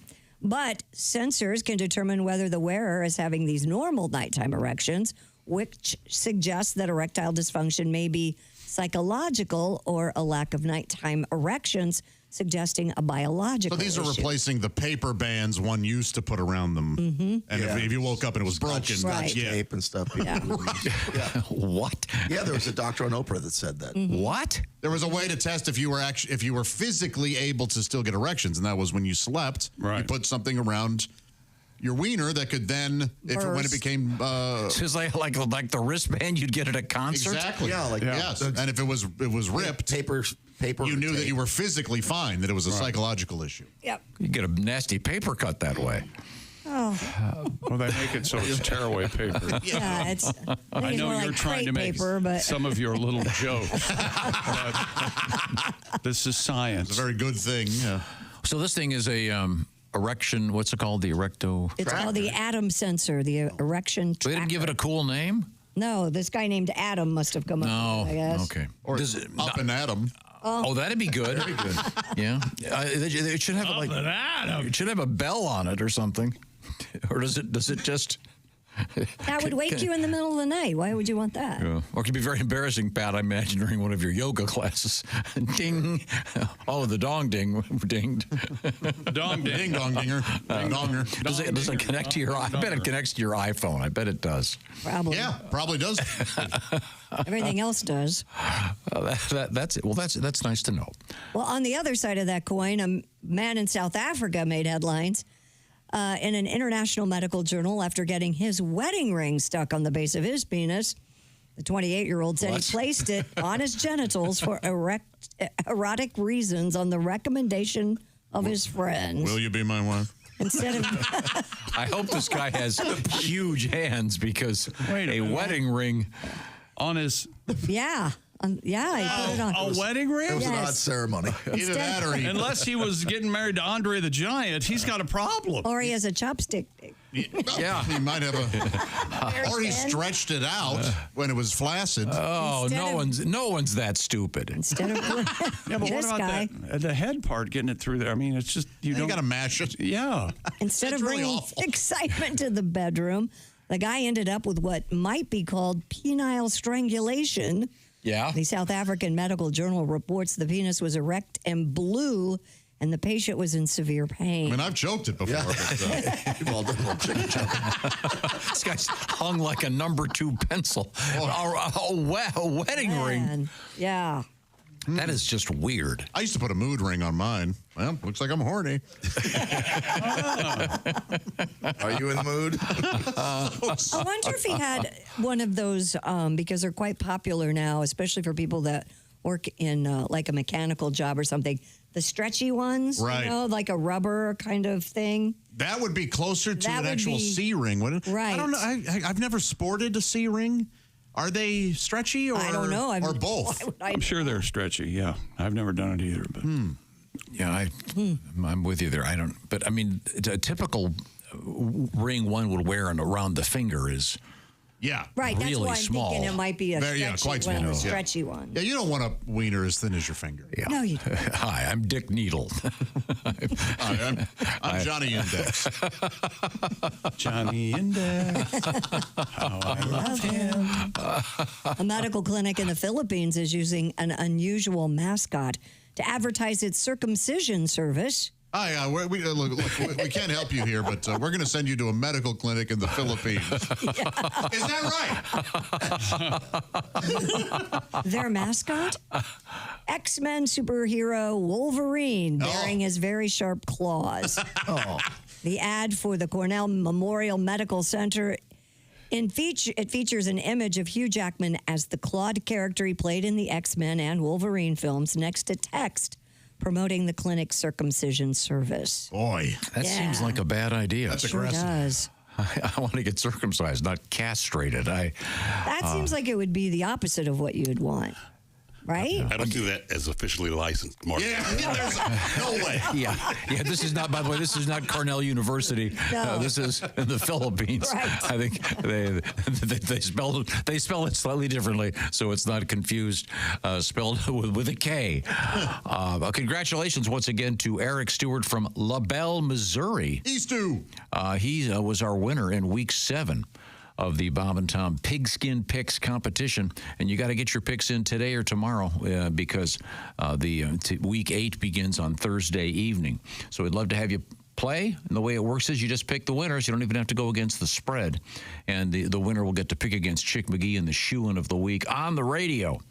And so, once again, Eric Stewart from LaBelle, Missouri. We'll be talking to him tomorrow when we get to the shoe-in of the week, which, by the way, this season, doing great. Chickster, what is it? I know you're way over 500. 37-28, Tom. Against the spread. Now, to enter, go to bobandtom.com/contest. By the way, while you're there, something new. Do you have a man cave or, ladies, a... She shed? She...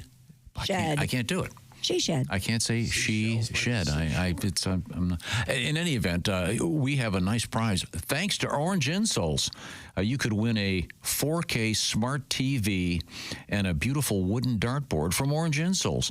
For more information, go to bobandtom.com/contest. Cool. And there's a nice little ad featuring Josh Arnold talking about the Orange Insoles. Yeah. Want to see that, Josh? And then you've got Chick McGee doing his thing, his video.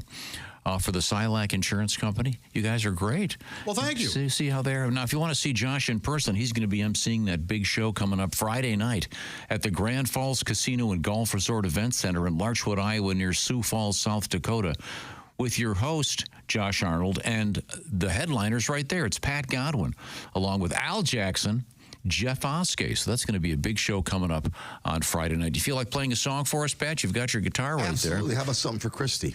Oh, that'd be nice. Okay, now, once Thanks. again, Christy had eye surgery yesterday from our buddy Dr. Lanter. I did. And they did one eye yesterday. They're doing another one next week. Correct. Okay, so you've got a lens inside your eyeball. I do, yes. Paul McCartney here. It's glad to have you back, Christy. Oh, thank you, Paul. Sing a little song for my friend Mike. Hi, Christy. We're going to sing a song for... I hope you're doing better. Thanks, Mike. I want to get the lyrics up because they were to a different song. They're up now. Here we go. She was knocking into tables, falling down the stairs. She had a seeing eye dog, but she still ran into chairs. The girl was blind, but thanks to her new multifocal lenses, she's not blind. You're not blind anymore. Glad to have you back. Okay. Huh. Yeah. Thank you. I'm not blind. No. A little blurry right now, but I'm The not blind. doggone girl was blind. Yeah. I like that song. I did too. Do you? I disagree. I did like I know it has its detractors. Yeah. Was that Michael Jackson? Yeah. Yeah. Okay. Yeah, the doggone girl is mine. Say they did together too. Say, say. Was that a McCartney one? Mm-hmm. Yeah. Didn't they do Ebony and Ivory too? That was Stevie Wonder. Oh, that's right. Unfortunately. Yeah. We shouldn't bring up the blind guy, I guess, in this It's okay. in this context. Wow. Oh, you're doing great. Oh, I'm doing great. Thanks, Dr. Lanter. All right. Well, If he wasn't such a good friend, I was going to come in here with sunglasses and my dog, but I didn't think that was would have been a funny. good idea. I'd still be laughing. Would you? I thought about it. A British woman who recently celebrated her 105th birthday has shared her secret to longevity. Kathleen Henning says the secret to a long and happy life is Daily Dickings. Yep. Any kind of not what she dickings will said. do. drink Guinness and don't get married. Oh. So kind of the opposite. The centenarian celebrated her birthday earlier this month. With another scissoring from her girlfriend Butch. Oh boy! No, Tom. She had a pint of her favorite drink as well as a party attended by friends, fellow assisted living residents, and supportive staff. Ms. Hennings was also given a gift basket by the famous stout brand, including pint glasses, an apron, chocolates, and plenty of cans of Guinness. Oh, that's nice. Yeah. Did you see the thing? I think we talked about it. I can't remember if we talked about it on or off the air. There's a guy out there talking about he's done this massive research project into the, what do they call them? Blue zones, Yeah, I guess it is. We talked about this on the air. Yeah. Or there are places in Japan where people supposedly they have more centenarians, et cetera, et cetera. And he said the major cause of this is not healthy eating, et cetera, or genetics. It's bad bookkeeping. That they don't have real birth certificates for some of these and people. a lot of these people when they pass away, they don't report them as being dead, so they can keep collecting their pension or whatever it is, their Social Security, whatever it is in any given country. Mm-hmm. I have seen this. I thought we talked about it on the air. Yeah, but it's this guy claims it's a thing. But I still think that doesn't Japan have more centenarians than any other place? I believe you're correct. Yeah. So anyway, it's an interesting theory that a lot of these so-called blue zones exist because of a lack of good bookkeeping. I assume it's getting better today in today's world. Yes, but didn't you see? I thought I saw somewhere where they don't think there'll be anyone who lives over 120 ever again or something. That's fine. Yeah. Yeah. I did see that report. Maybe that's because of the bookkeeping's better. I don't know. I heard a guy say they'll be living to 150, but I remember in the interview, and then he said, but sadly not in our lifetime. So, in other words, it would have been nice to have the interview, have the doctor go, well, by the way, you're going to live to be 150. Would you want to live to be 150? If they can improve quality of life, certainly, but yeah. Having seen, some of these folks that... oh, boy. You know, like do you remember Flossie? Of course. Yeah. Yeah, that was. Now, poor Flossie. Yeah, that was a little rough. She didn't want to be around anymore. What you got coming up, Christy Lee? Coming up, we have mysterious black balls. We have a lady who got stuck in a boulder for about 7 hours. In a boulder. Yeah, it's horrifying. That's odd. Between the boulders upside down. We'll boulders upside down. We have an interesting pizza for sale in Germany. And as Tom alluded to earlier, domestic violence and spaghetti throne. Yes, that's right. Yeah, right. So it may not be the happiest of spaghetti stories. This is the Bob and Tom Show.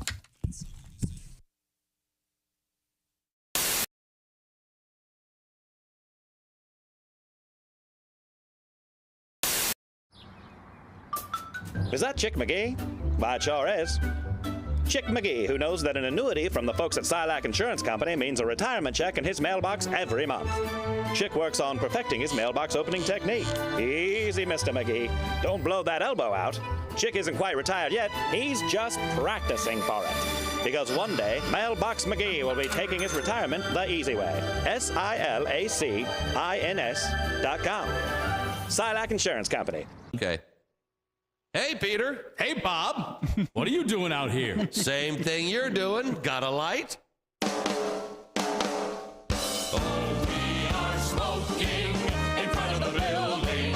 We are standing, we are talking, but mostly we are smoking. We are smoking in front of the building. Oh, we are smoking in front of the building. We are puffing, we are gagging, we are happy because we're smoking. We are smoking in front of the building.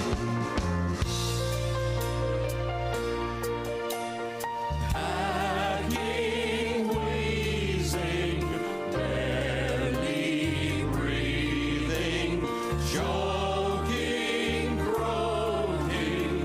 We love smoking. I met a girl from another office.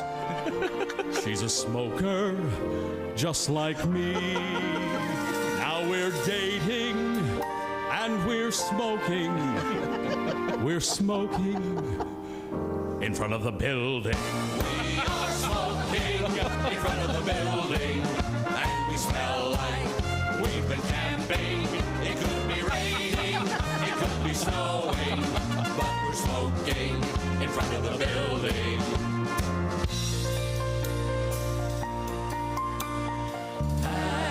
Hacking, wheezing, barely breathing, choking, croaking.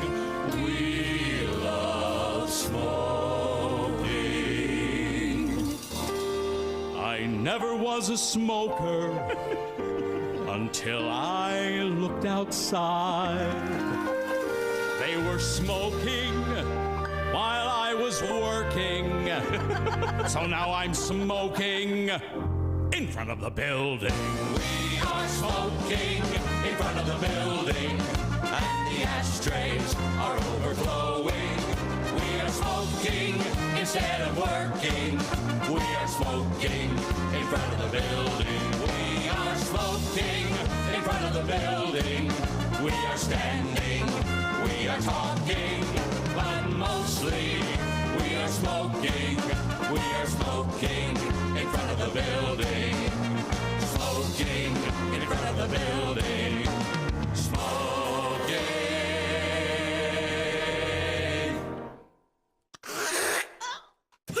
Oh, God. In front of the building. Beautifully done. Where was the end? Screw it. Bravo. Here at the Bob and Tom Radio Laboratories, we've discovered that if you listen to the Bob and Tom Radio Show in the morning, you're going to be all right. However, if you don't listen, there could be some serious side effects, including general discomfort, memory loss, head spins, confusion, memory loss, itching. Bob and Tom mornings on 104.7 WTUE. Confusion, itching, bloating. I'm actually in love right now. My boyfriend and I are walking around town in a two-headed snuggie. It's getting pretty intense. That's nice. Yeah, it's pretty nice. Mm-hmm. I'm so good, because I have a hard time listening to the love songs with Delilah. Where are you calling from tonight? Where are you? What's going on with you tonight? What's your name? Requests and dedications. Hi, Amy, calling in from Tustin, Arizona. What's going on with you tonight? You and Matt broke up? That's hard. What do you want to say to Matt tonight? We'll play that for you. That's Penny Lover by Lionel Richie. Penny Lover. Oh, you know what? I've had enough. That's it. I'm in love with her. I remember that very well. Maria, that is for those that get that. Yes. And for those that don't, you should listen to Delilah just so you do. Just that one just time. So you get the joke. Intense. They should have those songs. They're not good for people's mental health. Like, they should have little footnotes at the end of every verse. I would cross an ocean for you if that ocean led to an English-speaking country. Because at this point in my life, it'd be really difficult to learn a second language fluently. Not to mention the anti-American sentiment. We'd have to talk about it. Wow, you are quite the literalist, aren't you? Yeah. Baby, I would die for you if I were already dying and you just needed my giblets. Maria Bamford is our guest. She's not kidding. She was.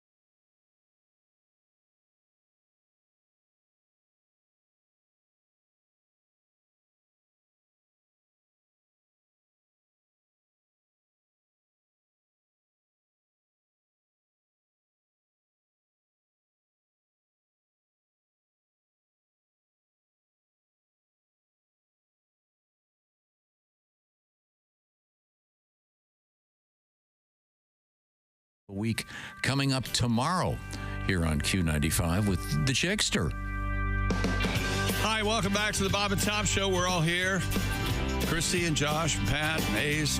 I'm Chick McGee at the Dude Wipe Sports Desk. If you're still using toilet paper, dump that roll. Wet cleans better than dry. That's just good science. Try Dude Wipes for the best clean, pants down.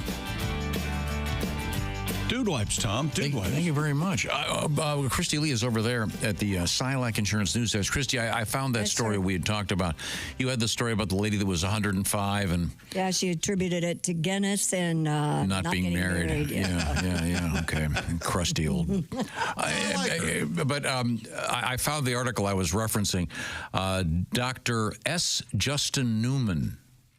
Don't you love it when they have that first letter? Like F. Lee Bailey. What would you be, Josh? I could go J. Matthew Arnold. Oh, that sounds really official. Yeah. That's Supreme Court sounding. Mm-hmm. Godwin, you'd be J. Patrick Godwin. J. Patrick Godwin. That sounds good too. Yeah. Are you a James Patrick? Joseph Patrick. In any event, S. Justin Newman. He counters claims of so-called blue zones where multitudes of supercentenarians abound. By the way, doesn't supercentenarians sound like they're a part of the universe of superheroes? Yeah. The DC supercentenarians. What superpowers would they have? Just being alive. I can poop every day before noon. What is it on SpongeBob? Mermaid Man and Barnacle Boy. They're all. I love those guys. Old, right? Tim Conway and Ernest Borgnine. Yes. Yeah. The extra long survival often attributed to strong social connections, family, high vegetable intake, and certain genetic markers. He said a staggering number of errors in the data for every blue zone are mostly due to poor record keeping. And he said the highest rates of achieving extreme old age are predicted by high poverty, lack of birth certificates, and pressure to commit pension fraud. You know, we always get those stories about, you know, Papa died and they didn't tell the Social Security Administration for 10 years so they could keep collecting the checks. So this is a theory, so I'm sure there are many that could debunk it. But there's a lot of data out there that's like that. It's kind of I think a lot of data, a lot of surveys. Have you been with all these political surveys? Have you been surveyed yet? They've tried via text, but I'm getting a bunch of "Hi, Joe," literally. Are you Missouri is very important to be voted. So I think my youngest brother's put me on some list. Well, didn't you put them on a list? Oh, once? you're right. Yeah. So I just replied, you know, all caps, stop. And that was the guy who could see through the TV. Yeah, right? Yeah, I've been 3 times. I've answered the phone and done a survey. And an actual. Now, do you tell them the truth or do you lie? I thought we can't do surveys. You're supposed to tell them we're part of the media. Yeah, the last one was the guy called. He goes, "Did you vote a straight ticket in the last election?" And I said no. Oh, okay. And they said thank you and hung up. That was it. I always lie just to skew the. I didn't know that. I mean, I just figured that was the truth. I thought I was kind of excited to see what they were going to ask me. Oh, and they asked me that. Did you vote a straight ticket? And I said no. I'm gay as a goose. Well, sir, what we meant was click. I lie. I love trying to skew the polls. I also had one. What was the big electronics place that folded? Fry? Circuit City. Circuit City. I had one from Circuit City years ago, and they called up, and I had never been into a Circuit City. And the first question, have you ever been to Circuit City? And I said no. And then I swear to God, they went, if you had been in one, would you have liked it? That's so funny. And I'm like, no. I don't know. I never have been in one. And they just, these robot people are just doing, they have to ask the questions. This is my job. Please take this seriously. Okay? Yeah. Look, hey, man, I'm just trying to scrape by. Cold calling is the worst. You had to do that, right? I did, yeah. There's nothing. Ugh. And I used to have to do it when I was a young radio broadcaster. We did music surveys that way. The radio station would make me sit there in the evenings, and I would have to call people in the middle of their dinners. Would you listen to some snippets of these songs? And it was awful. And I was like 17, and I hated it. Hated it. So you have to wonder about the accuracy of the polls. And also, do they call obviously, the last one I had, it was a cell phone call. Sure. So everybody has a cell phone. They somehow had that number, but do they still phone regular homes? I'm sure. I don't have a landline. Do you have any idea what percentage of people with landlines that is at this point? No, but you could guess the demographic, and they're probably voters. You know what I mean? Older people vote, and they're hitting their home phones. Yeah, well, but so you like to skew the results if you were absolutely. Most of those political polls are a joke. So because of people like me. Yeah, and Christiana, did you hear my new theory about political commercials? No, what? Well, I tend to. I think Chick and I we watch the evening news. Don't you usually? What do you watch? Lester Holt. Lester. I'll watch David. Whatever. Yeah. But in the evening news, typically, most of the commercials are for pharmaceuticals, which shows you the demographic. And it's kind of a fun game to guess what disease they're talking about, because usually it's people canoeing and they're on hikes in really cool places, and then they've got some drug and they can't really tell you what it does.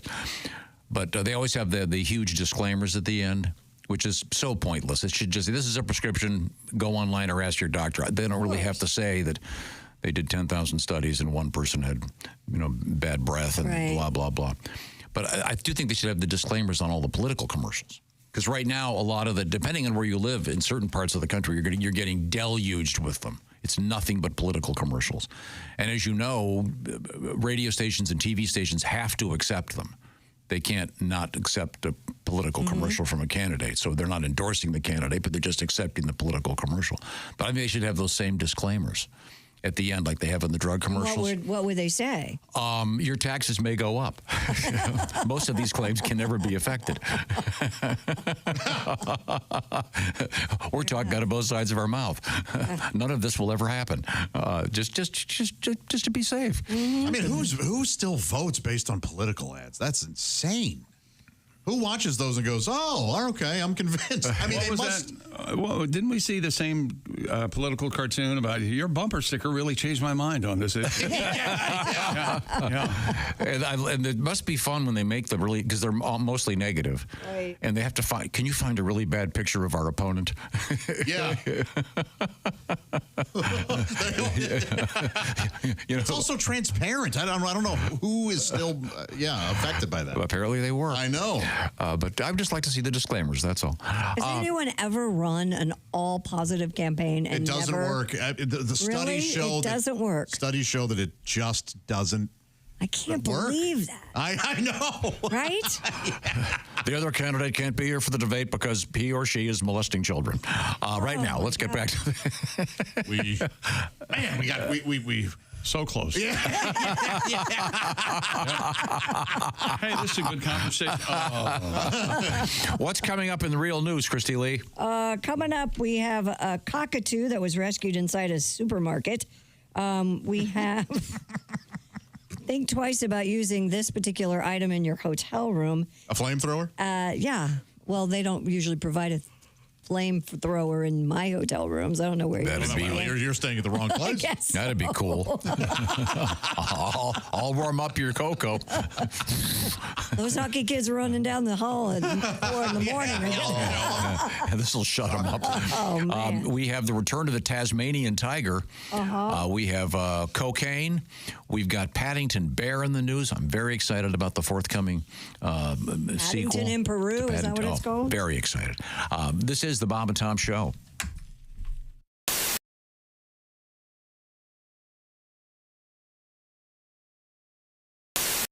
All right, where's my big bowl? Hey Josh, new orange insoles are in with that deep heel cup. You should see how deep this heel cup is. Deep heel cup, you say?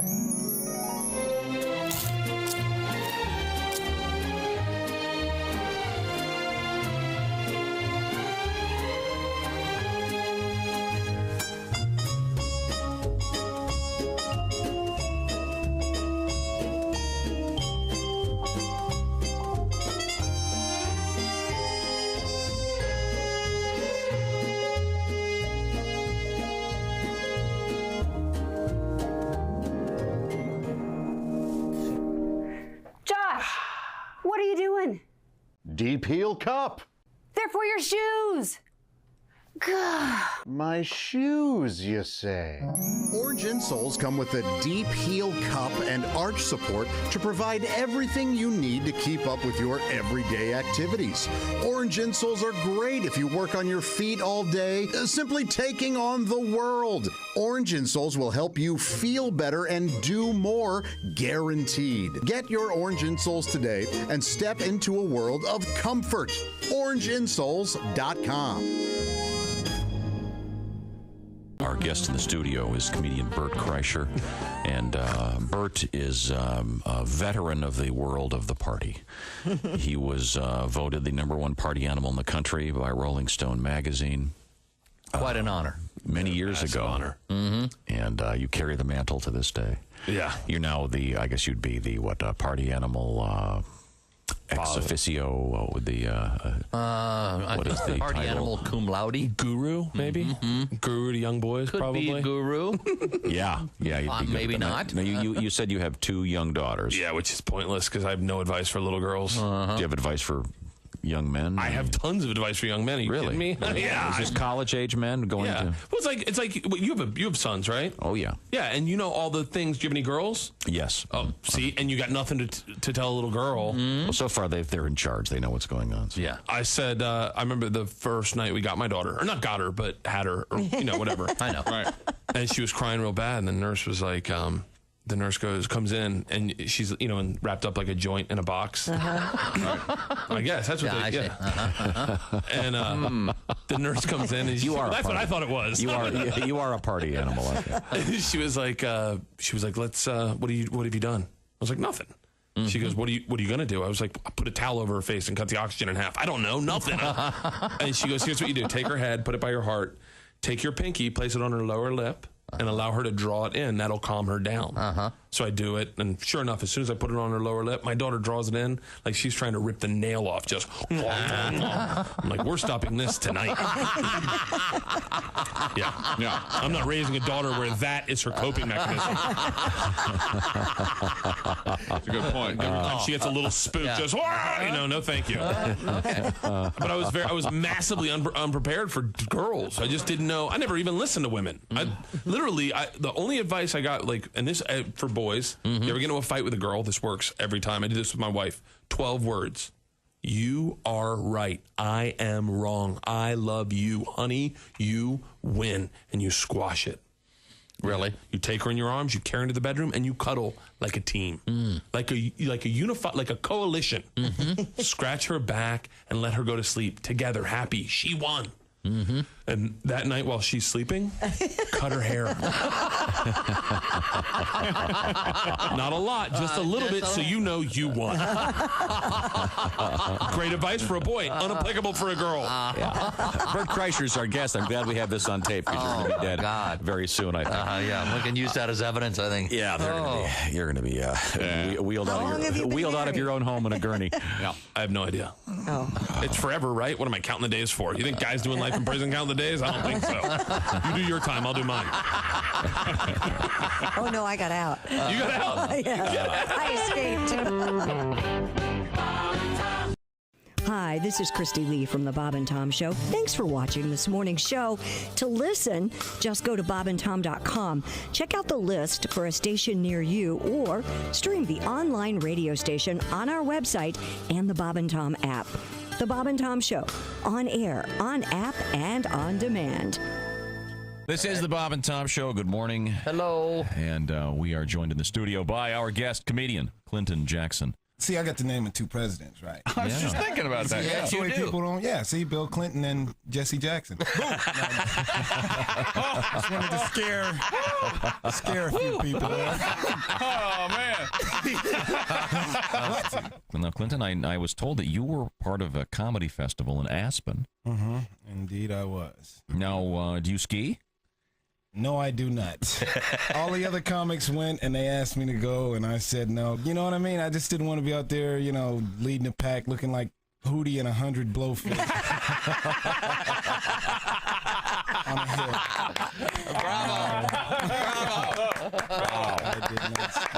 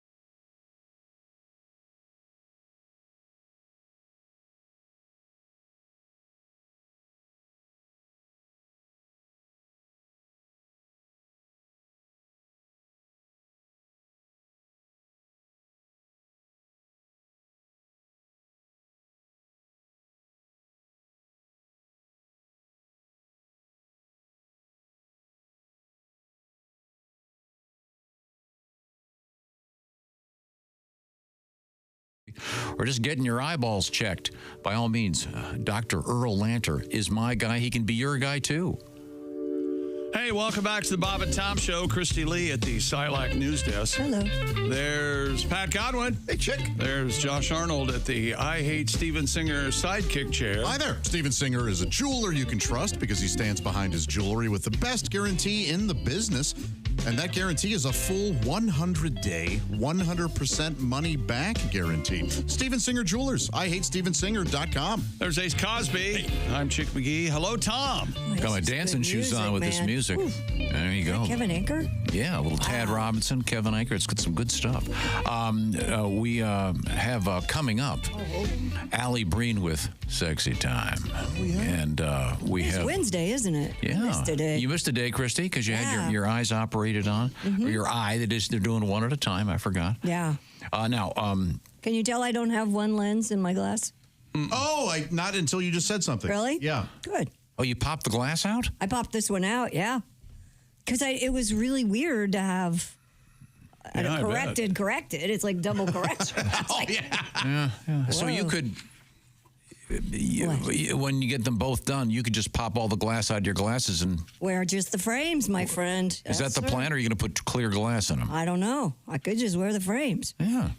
Especially here. Are you extremely self-conscious about not having frames around your face? I am very self-conscious. Oh, you should be. Yeah, no, you should be. You're lovely. But I'm going to have my eyelids lifted now. And all kinds of stuff. The whole redo. Whole face. The whole glow up. New boob job. Everything was hidden before. Change your hair. Your feet shortened. My feet shortened. I'll be walking on stuff. Yeah. Her feet are really tiny. Little. They're really finding shoes. So you had it done. Thank you. No need to thank me. Do you keep your glasses right on your bedstand, whatever you call it? I do, but I can see without them. Your nightstand? Nightstand, whatever you call it. Yeah, I can see without them. But are they always right there? Yeah. Josh, your glasses always right there? At night, yeah. And then I don't put them on to go up to pee or anything. No, I don't either. I have a light in my toilet, so I know where it goes. You have a light in the toilet? Is it one of those that changes colors? I like those. It doesn't. Didn't you get me that for Christmas one year? Yeah, yes, but this is better. This is a... It's like you're pissing in the disco. It's amazing. Yeah, and those would change. I love that band, Pissing in the Disco. Wonderful. What's that one? Panic in the Disco you thought was good. Sorry. Wow. You liked them? Boy. I'm joking. As a matter of fact. Well, this is interesting. It'll be cool to see what it's like. I could not tell you a Panic at the Disco song either. Yeah, you would. If you heard it, you heard their hit. You would know. Yeah. So do you have a light in your bathroom, like Haven't a you night people light? ever heard of closing the GD door now? It's awful.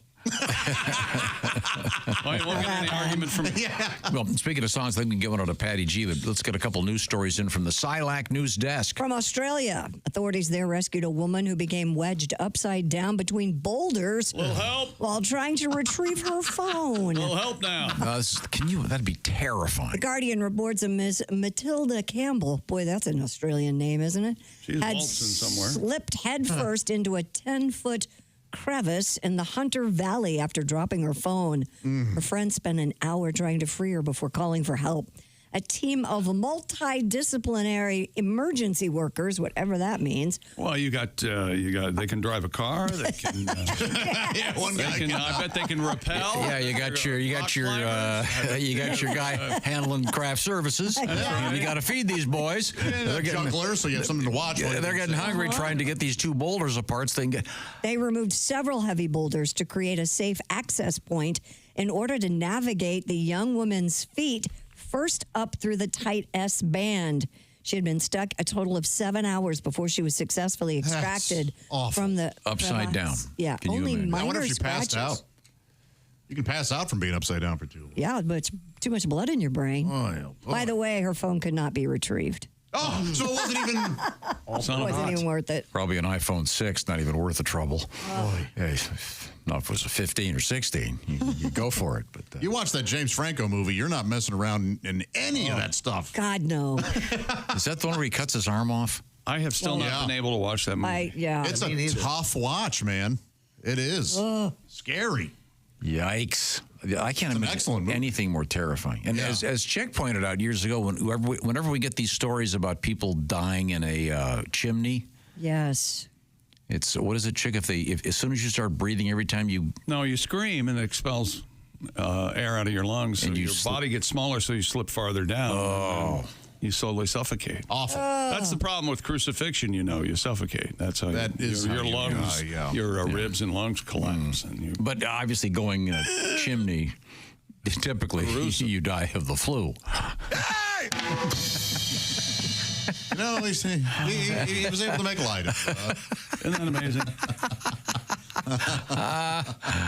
Staying in Australia, hundreds of mysterious black balls have washed up on two popular beaches. What is this about? According to CBS News, authorities are stumped by the golf to baseball-sized tar-like spheres and have been scrambling to determine where they are and where they came from. Well, what they are and where they came from. We're stumped. The balls were found on Coogee Beach in the Radwick area. You mean Kooky Beach? Yeah. Whoa, black balls. Bam, blam. Whoa, black balls. Bam, blam. Black balls in a bag. Bam, blam. Black balls in a sack. Blam, blam. Whoa, black balls. Bam, blam. They also have been seen in Gordon's Bay, an aquatic reserve popular for snorkeling and fishing. By the way, both areas have been closed till they figure out exactly what's going on. Gordon's Bay. Black balls in the sand, wasn't that? Right. Dennis Rodman. Yeah, wasn't that a book written by? Something like that. I'm guessing. There were no footprints because I was carrying you. Your sack was dragging, though, Dennis. It was wild. Did you see the footage of all the black balls on the beach? You know, I missed that. The Kardashian girls ran up and went, "Oh, we misunderstood."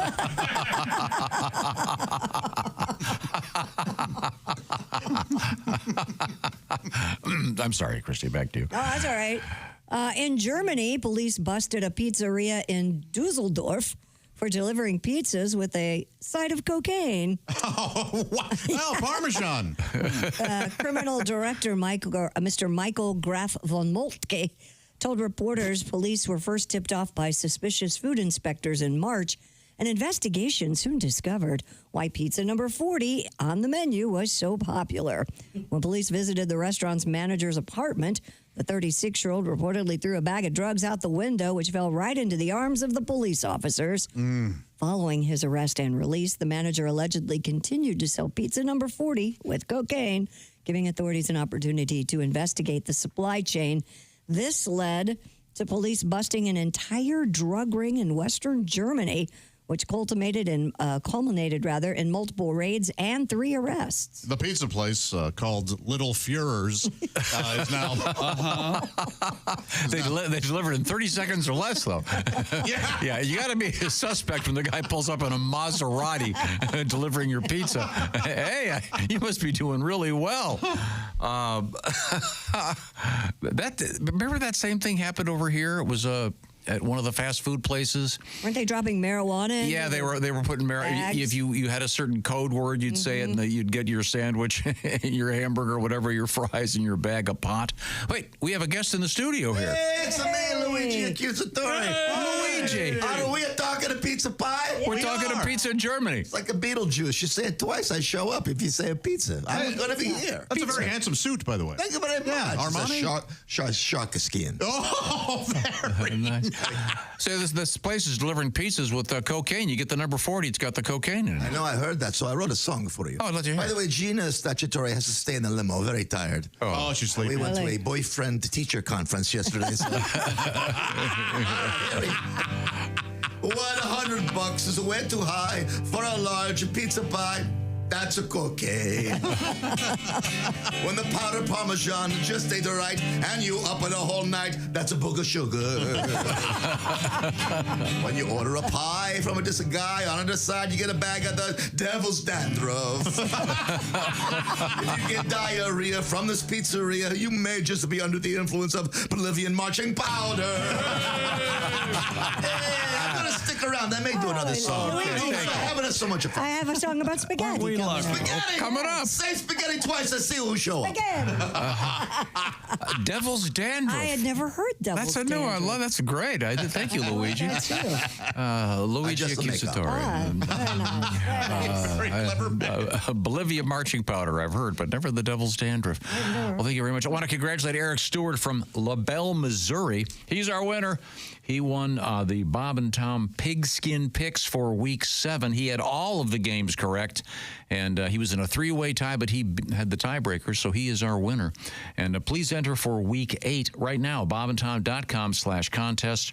Week 8 begins tomorrow evening with the Thursday Nighter, and all you got to do is pick the winners. Don't worry about the spread. It's easy, it's fun, and you'll win that beautiful gift certificate from Steven Singer Jewelers, a $500 gift certificate from our friend Steven Singer.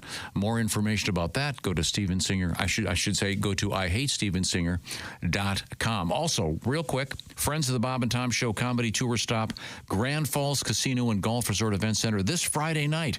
Larchwood, Iowa is the official location near Sioux Falls, South Dakota.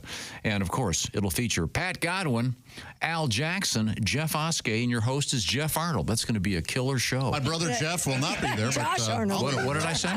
Jeff Arnold. Your brother's not going to do it? No, my older brother, absolutely he's amazing. no longer able to do it. You don't know his name's Josh. So I'm going to have to fill in. What the hell are you doing? Jeff's funny, though, right? He is funny. It would be awesome if Jeff hosted the show. That'd be cool. Although, you know who his favorite is? Who? Tom. Oh, yeah? That can't be true. Oh, he loves him. Loves him. So let me. It's Josh Oskey, Jeff. No, it's Godwin, Pat. He did it again. Jack Elson. Hey, let me tell you about Prize Picks. Yes. Can I? Yes. We're in the heart of football season. Prize Picks is the best place to get real money sports action while watching football. Prize Picks has made daily fantasy sports accessible to everybody. And the app is easy to use. Just pick 2 or more players across any sport, then pick more or less on their projection. And you could win up to 100 times your money. Prize Picks even invented the flex play, so you can still cash out even if one of your picks doesn't hit. You can combine football and basketball picks to create your lineup from options like Kareem Hunt to have more or less than 69.5 rushing yards, Kyron Williams to have more than 0.5 rushing and receiving touchdowns, and Tyrese Halliburton to have more or less than 19.5 points in tonight's game. And check out all the different picks you can make. Those are just examples. Go to prizepicks.com or just download the Prize Picks app today and use the code TOM to get a $50 credit instantly when you play $5. That's code TOM on Prize Picks. Get a $50 credit instantly when you play $5. You don't even need to win to receive the $50 bonus. It's guaranteed. Prize Picks. Run your game. Must be present in certain states where it's lawful to wager. Visit prizepicks.com for restrictions and details. Thank you very much. Have some fun with Prize Picks. And coming up, it's the Ace Cosby joke of the day. Also, apparently, spaghetti news, Paddington Bear news, and is it the return of the Tasmanian tiger? We'll find out. This is the Bob and Tom Show.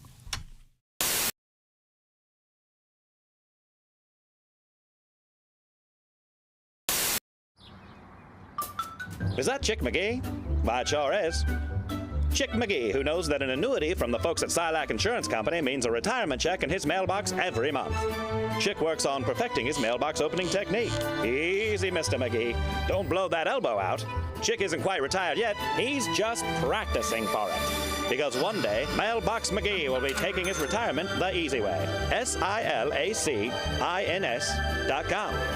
Silac Insurance Company. Larry, the cable guy. Larry, good morning. It's good to see you. But I gotta tell you, I had a horrible nightmare Last night? last night. Really? Before I come in here, I dreamt I drunk the world's largest margarita.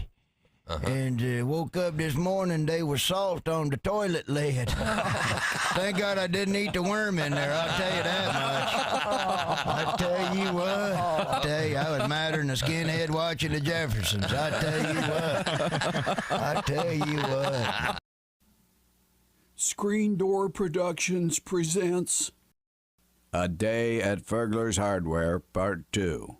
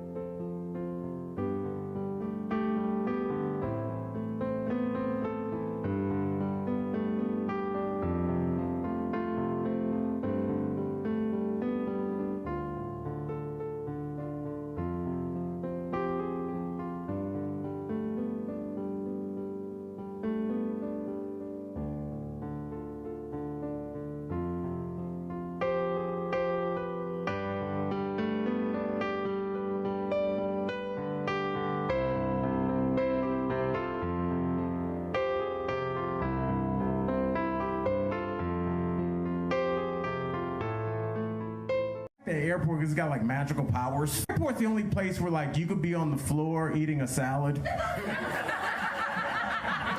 and somebody will come up to you and ask you to watch their most precious things. You know, like, can you watch my bag and my kid? Name 8 Jackson, you know, slot 32B or whatever, and you just go find your car. And I went there, and you know, 29, 30, 31, and then there's no 32. It just started with another rental car. It's like, I know I can't ask like, where's 32 after 31 because they might not let you take the car, you know. Eventually, I went and asked. I was like, "Hey, ma'am, there's no 32. There's just budget." And she goes, "Oh, we merged with budget, so that's an Avis car. So just take that." I should have just taken the car on the off chance that there was a corporate takeover. I wasn't. And then maybe drive to somebody's house and break in and go to bed and hope it's an Airbnb. What are you talking about? Like, the Olympics are my favorite 4 years because they give that stat every 4 years about how many condoms they hand out at Olympic Village. This year, we gave away 618,000 condoms at Olympic Village, and every time I hear that stat, I'm like, why? Those are our best people. What if we told that kid would be perfect? It'd be good on the land and the sea. It'd be like a first human Range Rover. What do we... How about we start handing out condoms at Storage Wars meet and greets? I'm a basketball fan, and they said, like, if everything works out perfectly in the next 3 years, LeBron James and his son will be in the NBA at the same time. I was like, no, that's cool. But then I did a little math of my own, and I figured out that in 6.5 years, me and my daughter's student loans are going to overlap.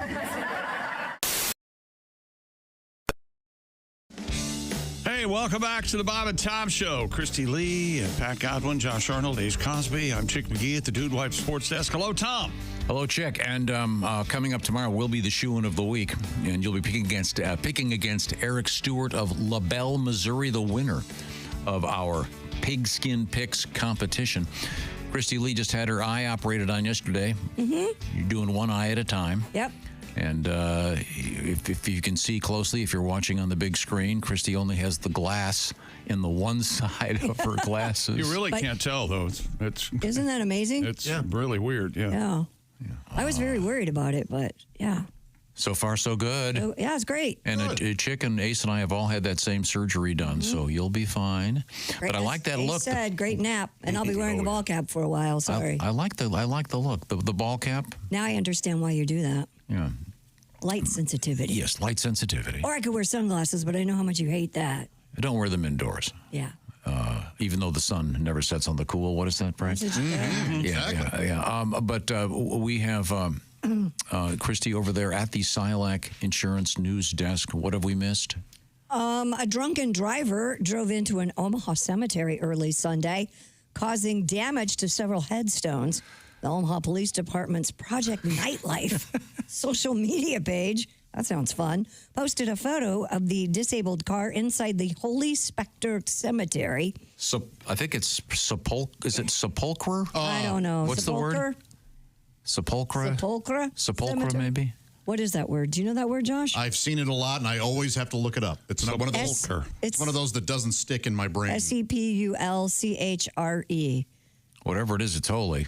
Whatever. Near 50th and Leavenworth Streets. So the driver had a blood alcohol content of 0.169%, more than twice the legal driving limit. There was a Leavenworth before there was a prison, right? That's got to be a problem. That's the name of the city, right? Yeah, right. And a street, I guess. Oh, yeah. That's tough to overcome. Well, but the way rough time. Beautiful, historic, picturesque Leavenworth. Yeah. Might be. Pronounced sepulcher. Sepulcher. What does it mean? Tomb. Tomb. Oh. Oh, so it's holy tombs in the cemetery. That's kind of redundant, isn't it? Yeah. Well. But not all tombs are holy, though. Okay. Really? Well, but you're calling it the Holy Cemetery, the Holy Tomb Cemetery. Yeah. Well, in any event, so this guy rams his car into a bunch of headstones. Mm-hmm. I heard none of the witnesses are talking. So they're still recovering bodies from the accident. Oh, that classic joke. Yes. You know that classic joke, Christy? No. It's an insult to those of Polish heritage. It just involves a plane crashing into a cemetery. Okay, that's fine. And then 3,000 bodies were recovered. They're still finding bodies. It's a terrible, terrible joke. Luckily, the Polish aren't smart enough to know that we're making fun of them. Whoa. I was just being silly. Of course you were. Well, you acted like... So if you want to be silly, the only way to be silly, I say, on this program, I mean, what a great moment. Every day we're lucky enough. I almost declared it the Ace Cosby joke of the week by mistake, but what I meant to say was... Who's that sexy man with a deep voice? Ace Cosby, here he is with his joke of the day. Getting you ready for Halloween? Mm-hmm. How does a ghost cow laugh? I'm on board with this already. Ghost cow laugh. Moo-ha-ha. Moo-ha-ha. Not just moo. Okay, I don't even get that. It's a ghost cow. Moo-ha-ha. I think you get it, you just don't want it. I don't. You'll be driving home going. I still don't get it. That'll... You'll be driving home. What is it, the way Homer, right? Yeah. Okay. Well, thank you, Ace. We return to the Silac Insurance News Desk with the one-eyed wonder, Christy Lee. Police in Florida have arrested a man for battery with spaghetti. According to the arrest report, police were called to a Largo residence for a domestic dispute that turned violent. This was in Florida. The 40-year-old suspect, Mr. Marquel Royale, and his wife were reportedly arguing about his, quote, abuse of alcohol. When he allegedly threw a bowl of spaghetti at her. Like that. Responding officers noted that they found the 44-year-old victim covered in spaghetti sauce. The man was arrested and charged with an enhanced felony battery count due to a prior battery conviction. Oh, he sounds like a stellar person. Yeah, he sure does. Yeah. Spaghetti battery. Man. There's a category for that? Yeah, I guess. It's now, you said if you said spaghetti twice. Luigi would come back. Luigi. Oh, there he is. Hey, Luigi. Hey, you said it 7 times. I've got to show up. Luigi, where's your girlfriend? She's in the limo like I told you before. Okay. Anytime. All right. We had a big day. Gina Statutory, what was your big day? Statutory, yes, of course. Beautiful woman. She'll come in sometime. Okay. Let's play a little game. At the end of the couplet, guess the rhyme. Okay. I like this. It should be fairly obvious. All right. Here we go. He threw spaghetti. She's covered in sauce. He's going to jail now, where his salad will be tossed. You're very good. She's got ragu on her dress and noodles in her hair. What was he thinking? Throwing meatballs and hot marinara. Yeah, very good. Very good.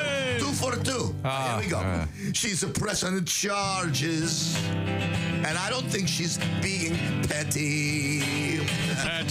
And now her drunk husband is charged with assault with a deadly spaghetti. No, it's a spaghetti, John. Sorry. Automatic weapon. Oh, it's a spaghetti. But we don't know what the circumstances were. Maybe she was on the ragu.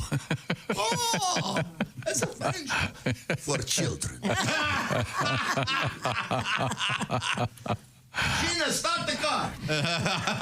Didn't we Luigi's had enough. We've had a couple of these. The worst one was the one where wasn't it a giant frozen fish? Frozen tuna. I remember Somebody get hit in that with a fish. Yeah. Yeah. That would hurt. Yeah, and you missed the horrible story yesterday of the surfer that was killed by was it a swordfish? Or impaled, yeah. What? Yeah, surfing and out of the water, this fish flies. That guy did something horrible. I think it was a lady. But really? Really awful. That is awful. But yeah, that's brutal. Yeah, you know. Yeah, she died doing what she loves, right? And now yes, being stabbed by sword. Yes, bleeding to death in the surf. Yikes. Right up till the end. Australian officials say a cockatoo that was on the loose inside Or 3 or 4. a Sydney supermarket for nearly a month has finally been captured. According to the Guardian, the bird dubbed Mickey. The Guardian's just a fat guardian. Had been living on brioche after becoming stuck inside the Kohl's supermarket. Not bad. Wouldn't you love to live on brioche? Yes, Heck in yeah. Campbelltown for 4 weeks. The New South Wales Environment Minister Penny Sharp said Mickey has been safely captured by wildlife rescuers and is being assessed by experts. Okay, let's go try to capture him. If all goes well, they hope to release the bird soon. Yeah, we'll release him. Officials dispelled rumors that the bird would be I don't know what you're trying to. shot, and that rumors of a kill order that were circulated online were simply false. Well, good. Yeah. No reason to kill that thing. In fact, if it weren't stealing brioche, I'd say make it the grocery store bird. Mascot. Well, what? Here comes Tom. I know what he's going to say. Oh, yeah, I do. The filthiness of birds that cause blindness. Poop on the apples. Well, You wash your fruit, don't you? I don't want poop on my apples. You like they say in the song. But you get to a lot of the box stores these days. You see some birdies flying around in there. All the time. Pay Yeah. paradise and put up a parking lot. Mm-hmm. What song has pooped on my apples in it? Don't give me spots on my Spots apples, on my but give me the birds and the bees. Please don't it always seem to go. You don't know. Oh, that's in Big that yellow, song? yeah, Oh, Big Yellow Taxi. I could never understand her lyrics, so I, like didn't it. know what she was You don't like that? It's a good tune. Adam Duritz does a good cover of that one. He does. Mm-hmm. Would you like to live on brioche? Brioche It's lovely is this pretty time good. of year. Yeah. It's pretty good. Is there a brioche place or it's just bread? I'm not sure. It is tasty. It is very It's tasty. just off Malta. That's brioche. Makes a wonderful French toast. Yeah. Scientists say they've made breakthroughs in their efforts to resurrect the extinct Tasmanian tiger. Knock it off, scientists. See, we don't need that running around. We've had this company in the news before, Colossal Biosciences, announced. By the way,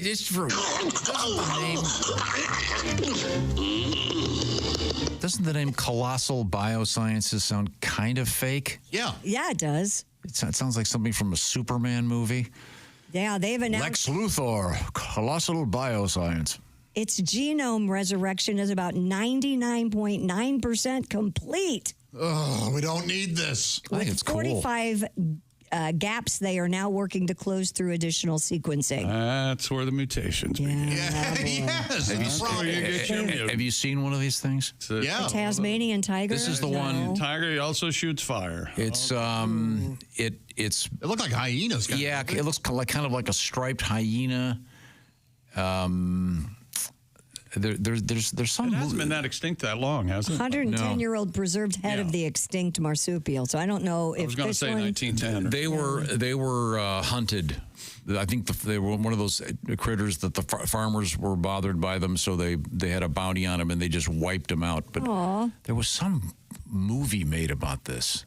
Willem Dafoe about bringing back this. I think it's a beautiful animal. There are photographs of them, but it'll be amazing if they could bring it back. Gotcha. So this wasn't a natural selection type thing. This was They were hunted into extinction. Yeah. There's a lot of stuff going extinct. What do you do though when something out there is just eating all your cattle?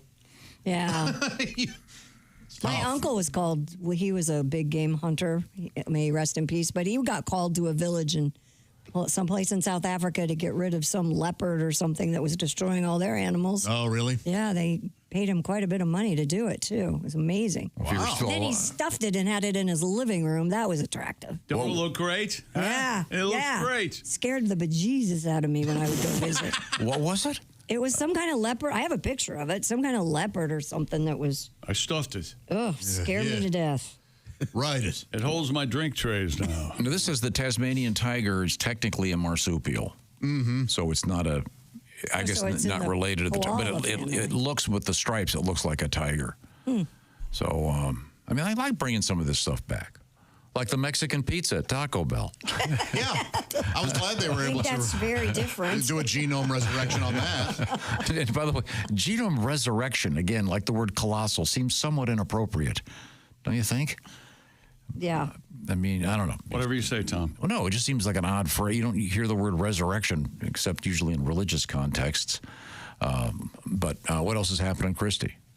Experts are warning travelers to think twice before using the hotel coffee maker. Oh, yeah, I never do. According to dailypassport.com, coffee makers in hotel rooms are often hotbeds for pathogens since they're seldom clean and do not get hot enough to kill the germs they may be harboring. Where is this from? From Daily Passport. A 2015 study found that communal coffee machines can contain dozens of individual strains of potentially harmful bacteria. We at the Raise the Ruckus Institute would like you to know that. Including those linked to gastrointestinal illnesses. The website 2015 study? Yeah, I know. Hey, fellas. Wake up. It's been a while. Release it a 10 little years. sooner. The website notes it's impossible to know what other hotel guests might have used the I've been machine drinking that for. swill for 9 years. I stopped after. I never do it anyway. I go down to the coffee shop or the. Of course. But yeah, we had the story about stewardesses allegedly cleaning their panties in the coffee makers. Yeah. Mm-hmm.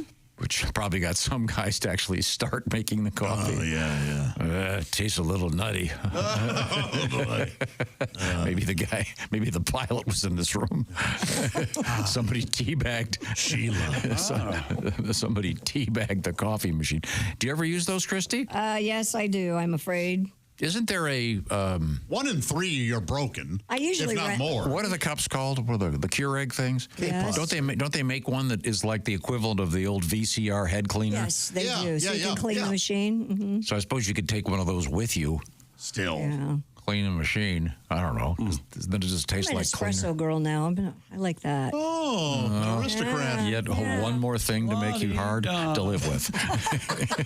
That's right. Harder to live with, just by. Now, do you take the ice bag out of the the plastic bag in the ice bucket and then put that around the remote?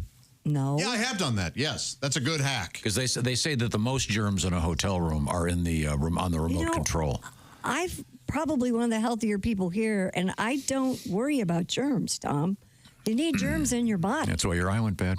It is true. Yeah, he's got a point. Yeah. Let him talk. Let him talk. Knocking at this stuff. Tell him, Tom. Yeah, I don't know. I'm different. All you guys I hate room service. You guys like it. Yeah. I'm on the fence. No, America loves room service. I know. It's awful. Go down to the restaurant and live a little. Just meet people. Certainly don't want to go down to the restaurant. That's where you get the room service food. If you're trying to convince me, you're barking up the wrong tree, pal. And I hate eating. Then you've got pizza slice stains on your sheets and. You don't. Sit at the desk. The desk is full of desk stuff. I don't. That's where my suitcase. You don't get room service and then just throw the food around. We're adults. You're wasting it. There's a bed for that. For you. Well, it depends. Yeah, that's true. I don't know. Yeah, that is. But do you actually eat in bed with that stupid tray? Yes. No, I sit at the desk. I sometimes sit in bed and read. And I don't like sitting at the desk. And of course, Tom, at the nicer hotels, they roll it in with a thing that folds up into a table. Oh, yeah, that's true. No, still, no. If it's a nicer hotel, they're going to have a nice restaurant. But at the desk, sometimes the TV doesn't turn enough either. Do you notice that? That does happen. Yes. God forbid you had to actually speak to the person you were in the hotel room with. That doesn't happen very often. Well, I know, Josh, these hookers don't have a lot to say, do they? Well, remember, I'm not paying them for sex. I'm paying them to leave. Not paying to eat. Yeah, that's right. Josh, should we do a podcast with some hookers? Find out what it's. I think it would be fascinating. I'd like to know. Yeah. I'd have lots of questions. I don't think you really want to know. I think it's one of those things where it's going to be a lot more boring than you'd ever imagine. I think it's probably a lot more sanitary and everything. Like a lot more business-like. As you know. Especially the higher end you go, I would think. I'd have a question. Like, how did you pick your name? Okay, yeah. Might be funny answers, We could probably get someone on the phone. Why do you go with Trixie? Well, it's my mom's name. Oh, you're honoring her, are you? See, you might find some interesting things. I have no doubt. I want to read this new book by Gillian Anderson. Have you guys heard about this? No. In fact, I ordered it. Is she the X Factor girl or X-Files? Yeah, she solicited all these anonymous letters about women's fantasies. So women would write in with their most hidden desires and fantasies, and she published them all. She curated them all and published them, and they're all anonymous. And even hers is in there, but it's anonymous, so you don't know which one is her. Really? But I was like, I'm ordering it. It's the synopsis is unbelievable. What some of these vampire fantasies and all kinds of interesting. Oh, so these aren't things that they actually did. It's just things. It's what they would absolutely love to do more than anything. Yeah. Vampire fantasy. I mean, just the examples were just so interesting. One old woman just wants to be kissed passionately one more time. That kind of thing. Aw, that's yeah, sad. yeah. Oh, I think it's wonderful. I really It is wonderful. Yeah. So Oh. I will read it and let you know. All right. Kiss passionately in the mouth? Well, the butthole. Just one time before I go. I think Josh is mad. No, I'm not. They're just not talking to you anymore. You know, life is... That's right. Life's a bowl of cherries. Bowl of oranges. It's a cabaret. I hope I didn't make anybody uncomfortable just now, and I certainly hope you're not uncomfortable in your daily routine. King of Segway. What if my feet hurt? Well, I've got... Listen, tell that guy. What are you talking about, Josh? Help him. My feet hurt. Can't you hear him? Well, not just your feet, my friend. What if your back hurts or your hips or your My knees? back, too. You know how it affects your daily routine, that constant pain? Well, I ask you this. What kind of support is currently in your shoes? No support. Yeah. Or maybe it's that sad, thin liner that came with the shoes. Boy, you might as well have lasagna noodles in there. Yeah, might as Well, I well. tell you what, go to orangeinsoles.com. They may be exactly what you need. If you work on your feet all day, you're putting stress on your body, and Orange Insoles offer a deep heel cup and arch support that's better to help support your body. They help give you better alignment, thus helping alleviate that discomfort. Think of a table. If it's wobbling, it doesn't have proper support. Your body is very similar. Everything starts from the ground up. Find the right fit for you in whatever shoe you wear with their insole quiz. So they're great for winter boots, work boots, sneakers. They have an insole for every shoe, and there's no cutting required. They're true to size when you order them. Go to orangeinsoles.com today for free shipping. Plus, Orange Insoles come with a 60-day We Want You to Be Happy guarantee. That's orangeinsoles.com. Feel better, do more. Thank you, Josh. You're welcome. Did you know that COVID started in a hotel coffee machine? I had heard that. In China? Yeah, it's absolutely true. Coming up, Sexy Time with Alli Breen. This is the Bob and Tom Show.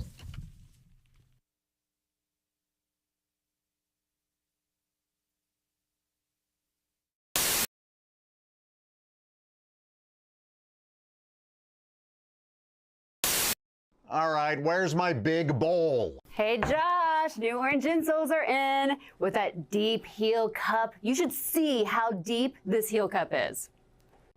Deep heel cup, you say?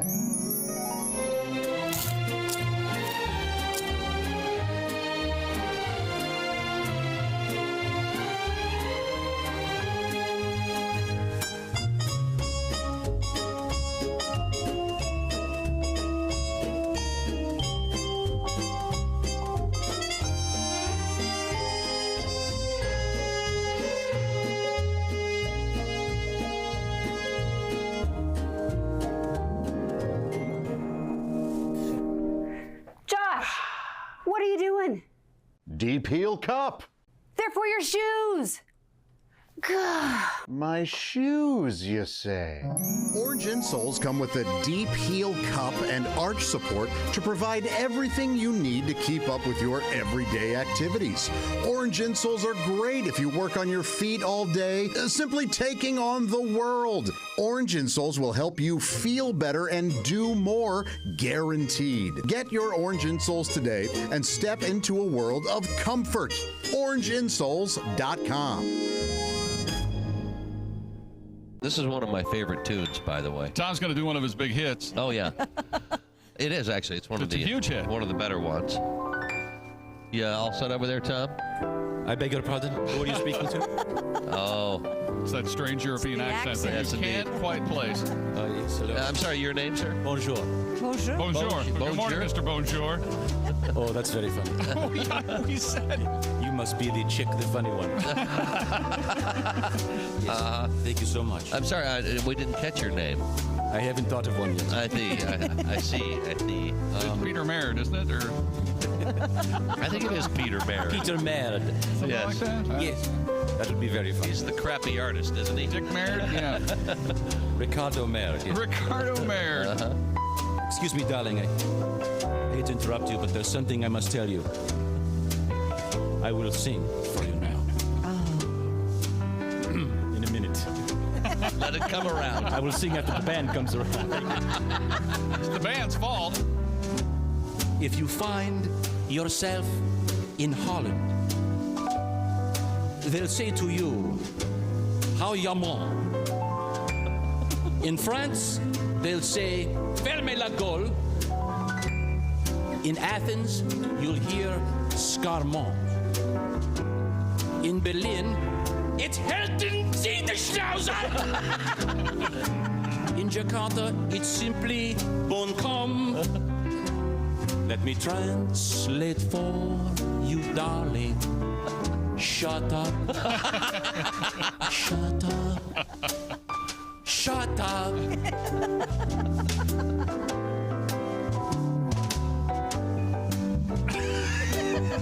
Coming around again.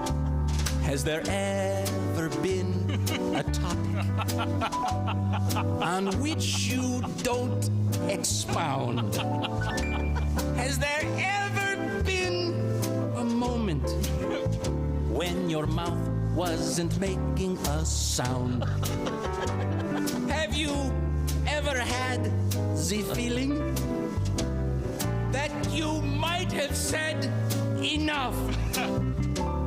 I am begging you, my darling, shut up, shut up, shut up.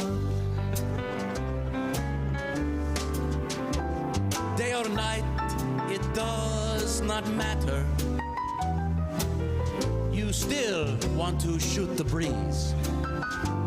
When I hear your constant chatter, I'm thinking, someone shoot me, please. Maestro. Now we are in the bedroom, so comfortably inclined. But the only intercourse we're having is the conversational kind. There's just one way to stop you from blabbering so much. Say hello to Mr. Johnson and shut up. Shut up. Shut up. Shut up. Shut up. Bravo. Fermez la douche. Yes. Merde Chevalier. Merde Chevalier. Maurice Chevalieris. Thank you. Maurice Chevalier.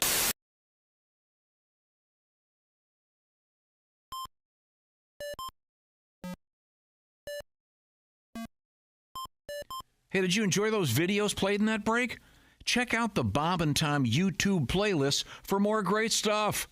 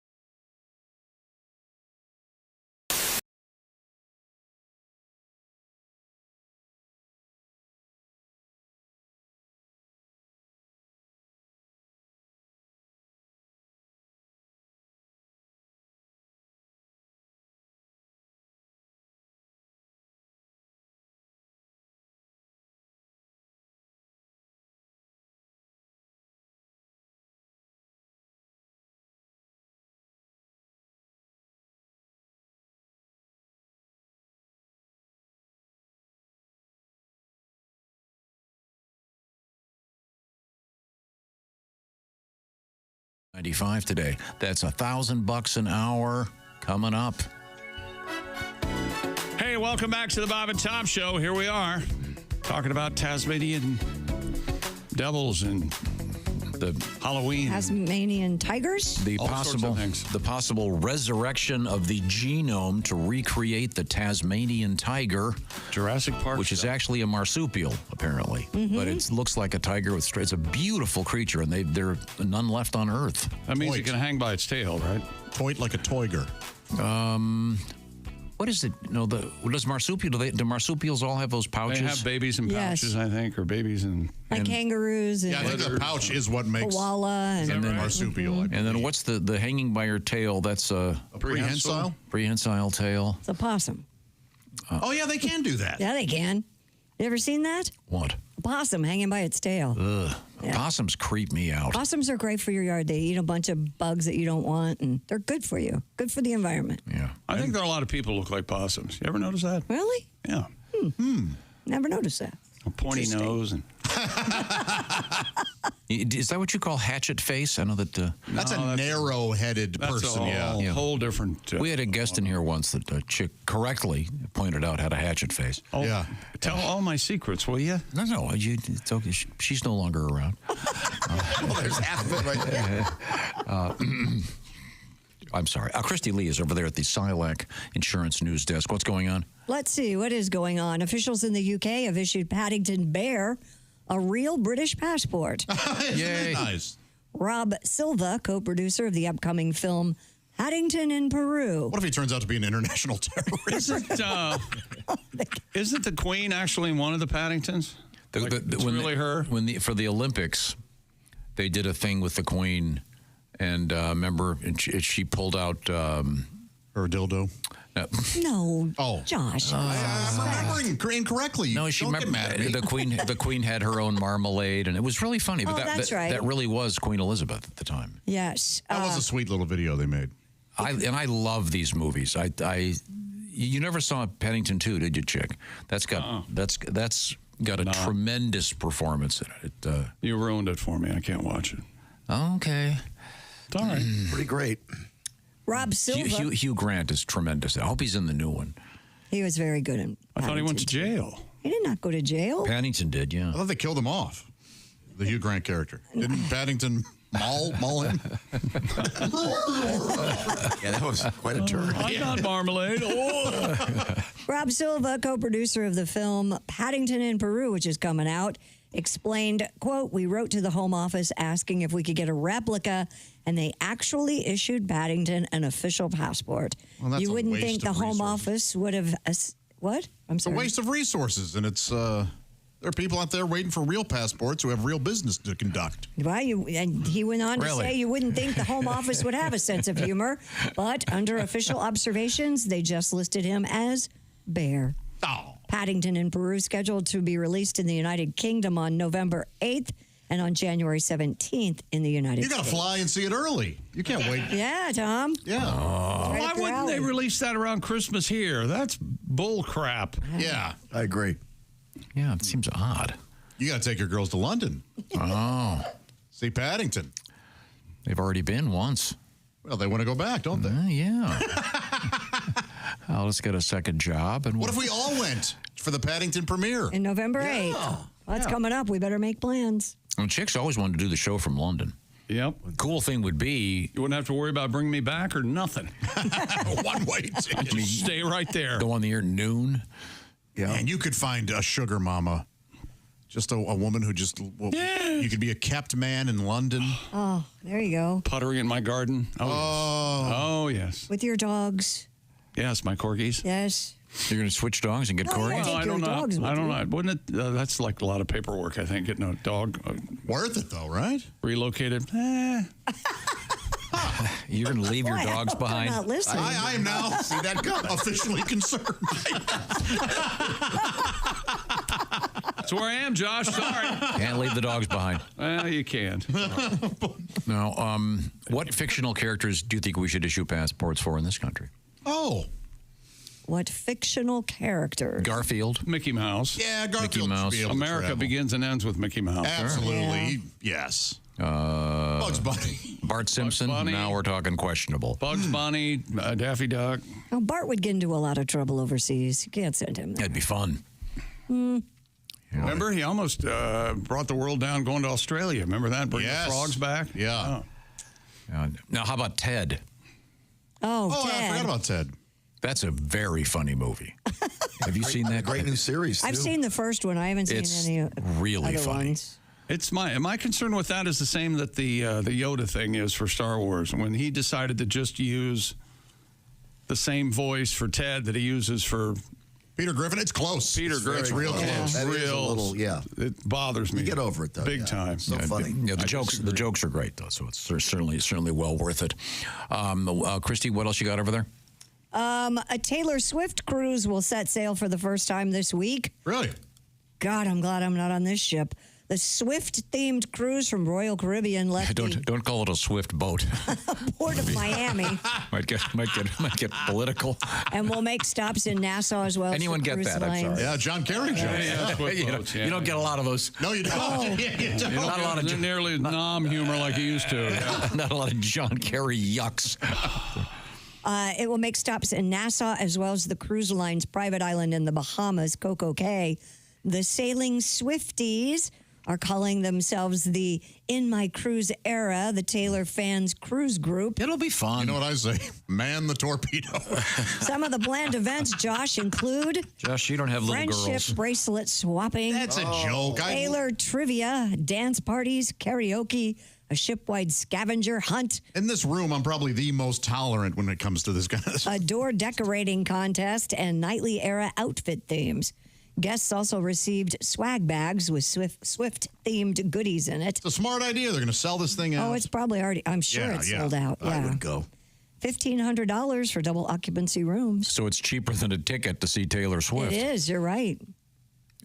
She's doing the final legs of the Eras tour right now. Just got a couple more weeks, I believe. Yep. They should have called it a cruise. Wait a minute, let me get a sailor's version.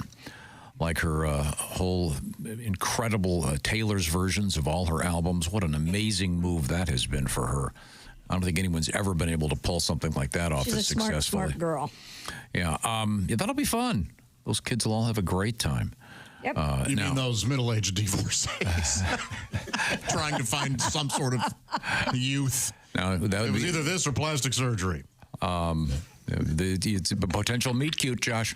Potential meet cute. I'm not interested in talking to you about this. This is all your fault anyway. Him saying meet cute. I did not introduce him to that. I don't believe you. You don't have to. I don't believe. Oh, that's fine. You know, they're making is it officially a Hallmark movie with the Kansas City Chiefs? With the love story? Yeah. That Christmas mom, Kelsey's mom. Okay. It's all coming up. This is the Bob and Tom Show.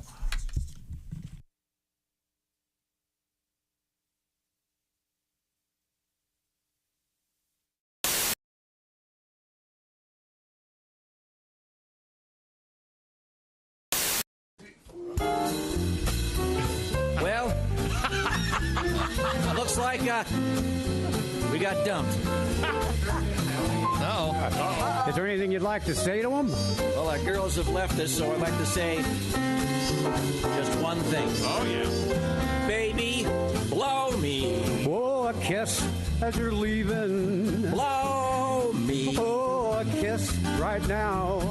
'Cause if you're gonna leave me, honey, I will surely miss the way you blow me. Oh, blow me a kiss.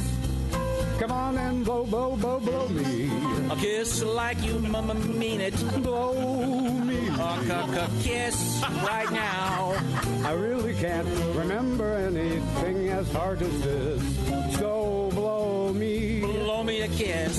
Wow. Some things in life are hard to swallow. She couldn't take it all, Dean.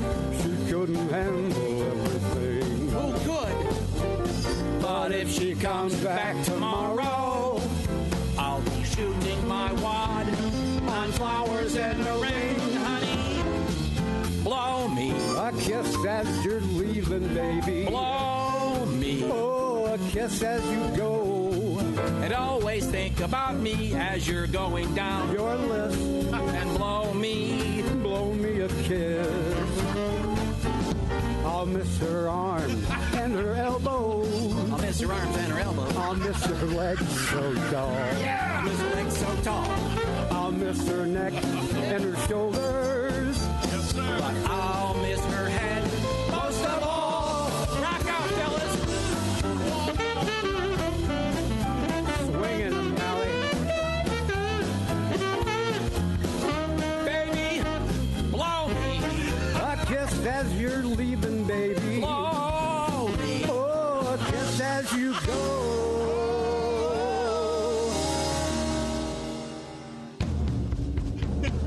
And if you wanna come home, honey, that's okay. Just grab a hold of this. And baby, Blow me. Baby, won't you blow me? Blow me a kiss. Oh, Ivan. Malcolm. Oh, Allie. I'll miss your arms and your elbows.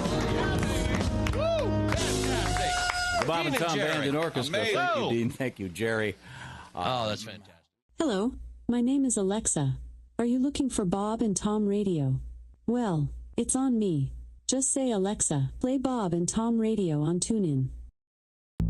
Frigamall Records, the same people that brought you the all-bass Christmas album, Amazing Bass, are proud to present Jimmy Pardo's first solo project, Nothing But Air Bass.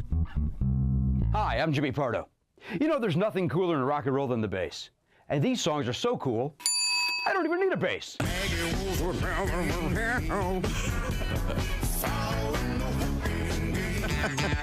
Hey, hey, what the matter with So just pick up your air telephone and dial. Beep, beep, beep, beep, beep, beep, beep, beep, beep. Jimmy Pardo's Nothing But Air Bass. Get yours today.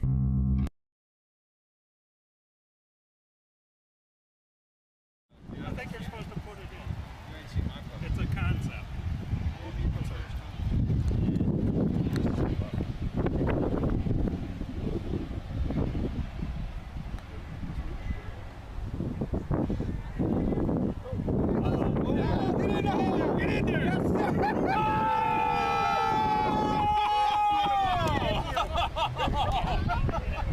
Unbelievable.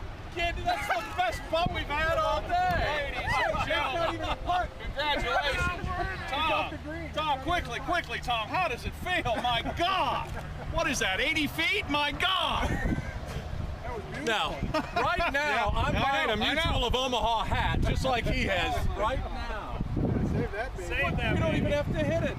You better hit that. That's unbelievable.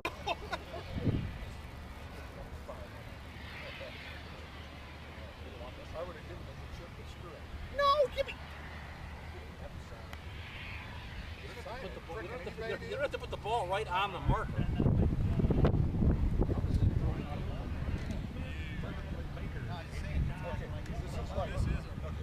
This is like a 2x4, okay? You just gotta practice. Can you pretend that you're on a 2x4? I do this a lot.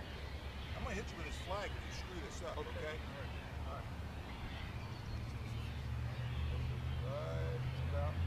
Right about there. And just straight down the 2x4. Keep it on the board.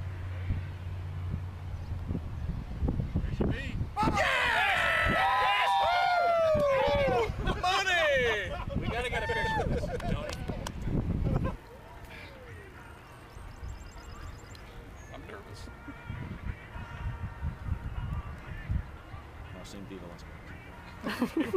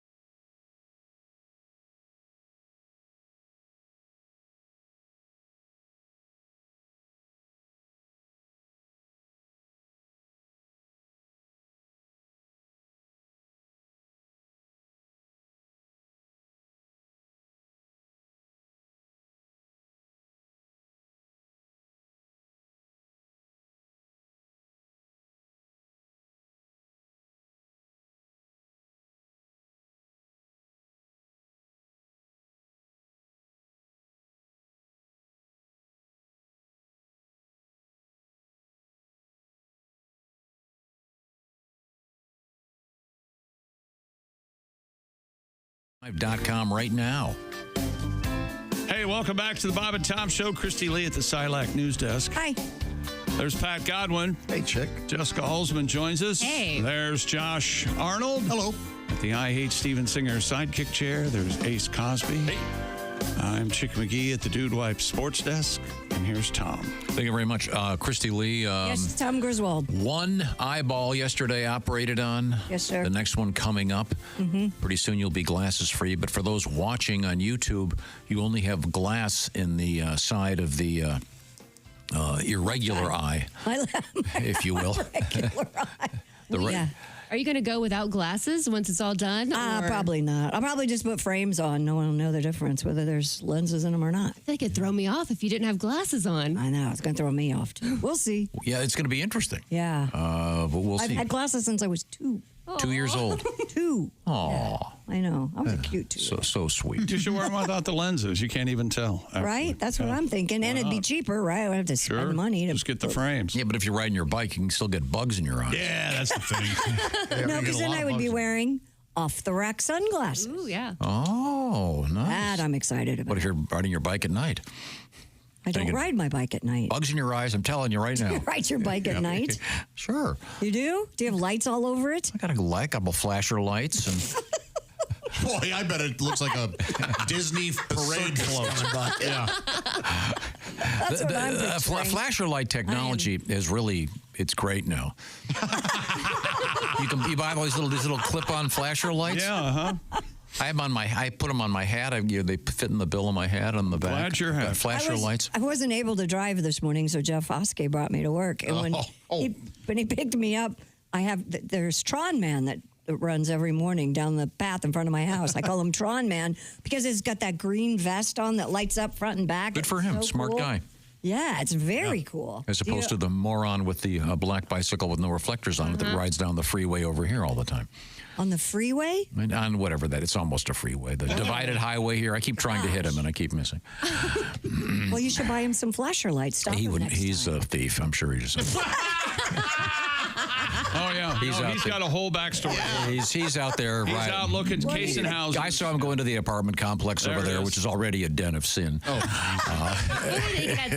Maybe he works really hard all night long and doesn't have enough money for a car, so he rides his bike. Yeah, I'm sure that he can get a reflector. About $1. Let's move on here, Christy. I'm sorry. I What have have you an got? interesting story here. I don't know if you saw We'll be the this. judge of that. Yeah, you're right, because you didn't give it to me, so you will judge it. Federal regulators are giving a strong push to electric-powered air taxis by issuing a final rule for operating the aircraft and how pilots will be trained to fly them. The head of the FAA, Mike Whitaker, said the rule recognizes air taxis as an entirely new type of aircraft that will soon join airplanes and helicopters in the sky. These air taxis take off and land vertically, and they fly, though, like fixed-wing planes. Many companies are working on getting them to market, but they had been held back by the lack of clarity over regulations which govern their use. Now those regulations have been put in place. So look for your air taxi soon. Wow, that's scary. That is scary. Let's make sure these driverless cars, let's give those a few years first. Before we do air Yeah, taxis? let's make sure we perfect that. Then it'll be driverless air taxis. Yeah. Then we're in the Jetsons. Yeah. Yeah, that'd be cool. I don't know. I mean, Would you get in an air taxi? They're essentially large drones, right? Yeah, essentially. But they have pilots on them. Yeah. I'm not in that much of a hurry. I'll be okay. Yeah. I mean, how much would it cost? I mean, you're only... Well, in the beginning, it'll be expensive, but like everything else, in 50 years, it'll probably be commonplace. Yeah, I guess. Then you got to worry about your air taxi running into the air delivery that Amazon is going to, drop your sheets off at your house, whatever people can't wait 5 minutes to have. That's right, sons of bitches. Everything's going so fast. From the sky. Some of the stuff. Look at this television I could picture. understand. I can't believe it. I mean, usually they talk about pharmacies delivering. That would be. I could see that could be important. Right. A pharmacy could have a delivery via air and drop it. That makes sense. But I got my new Allen wrench set. Thank God on my head. Thank God I got that in an hour. Well, yeah, but it used to be you would get it in an hour. You would get out of your house and go to a store and get it. Yes. So the immediacy thing isn't not much of an argument. It's it's the same thing as eating in your hotel room. You're going to love this story. The Ann Arbor, Michigan City Council has approved an ordinance that grants workers the right to sit down on the job. The ordinance requires manufacturers, retail stores, laundromats, hotels, restaurants, hairdressers, barbers, and skincare professionals to let workers sit down as long as it doesn't interfere with their duties. They had to have a law for this? Where's this? In Ann Arbor, Michigan. What boss wants you to... But do you want a hairdresser who's going to sit? I'm just saying... A number of states have similar laws, including California, Well, Florida, I can't and do your head, Wisconsin. but I can do your pubes. Yeah. Since I'm down here. It's kind in Michigan. Yeah, I guess people were complaining because they had to stand up. Yeah, well, they're fat. Sometimes they sit when you're getting your hair washed or you're under the dryer. They can chill out for a while, but For girls, that is different, I guess. yeah. I imagine for some jobs, standing is required. Yeah. I don't know. Do you like it when your server sits down with you when you're having? I would rather kill myself. Don't bring me any food. Just bring me a revolver. It depends. I don't mind it. Really? I don't mind it. It's kind of friendly. You don't have a cozy up? You liking that? Yeah, so long as it doesn't turn into a long conversation. If it's just... but it always does. I've had it where they're just a good server. Oh, yeah? Just getting down, yeah. Yeah, how you doing? What do you, yeah. I knew it would bother you. How did I know that? That's weird. That's odd that it bothers you. I mean, everyone understands why it bothers me, but you preach this talking with anyone. No, it's one. Poor Uber drivers are accosted by you. No, but I mean, it's one that's sliding into the booth with you. Well, that doesn't often happen. No. I mean, it happened to me. It happened to me and Josh, actually, but. Oh, did it really? But that was that was the case where I didn't care for it because she was overly friendly. Yes, and didn't know us. Oh. You know what I'm saying? I did the same thing to me and my daughter like a couple days before. Mm-hmm. It was wild. Now, you have a booth in your kitchen, right, Josh? Yeah. Lately, I've become kind of anti-booth. Yes. Do you sit too straight up? Is that why you don't like it? No, I prefer the table to the booth. Well, there's a table at a booth.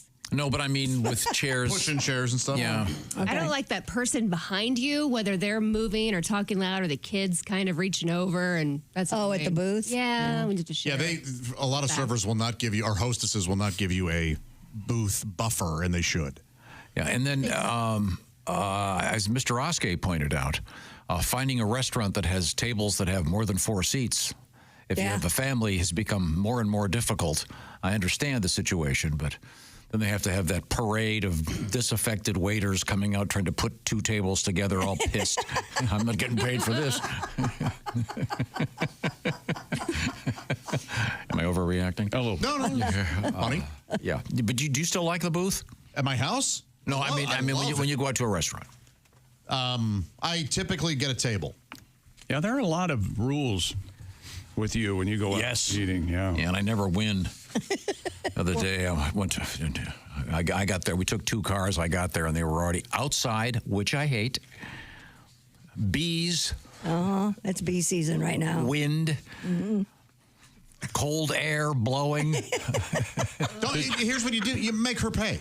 If that's how you have to dine. Did you stay there and did you tough it out? Or I toughed it out. If that's how you have to dine, it's you're buying this meal. Where do you think? It was freezing that day. like 54 degrees. Or you go, hey, where do you decide we break up? You choose. And there was your foot down. And we were right underneath the speaker that was blasting some crappy music. Yeah, it was awful. Did you let her know? In my own way. Okay. Like by doing it here and hoping one of her friends tells me. That was healthy communication.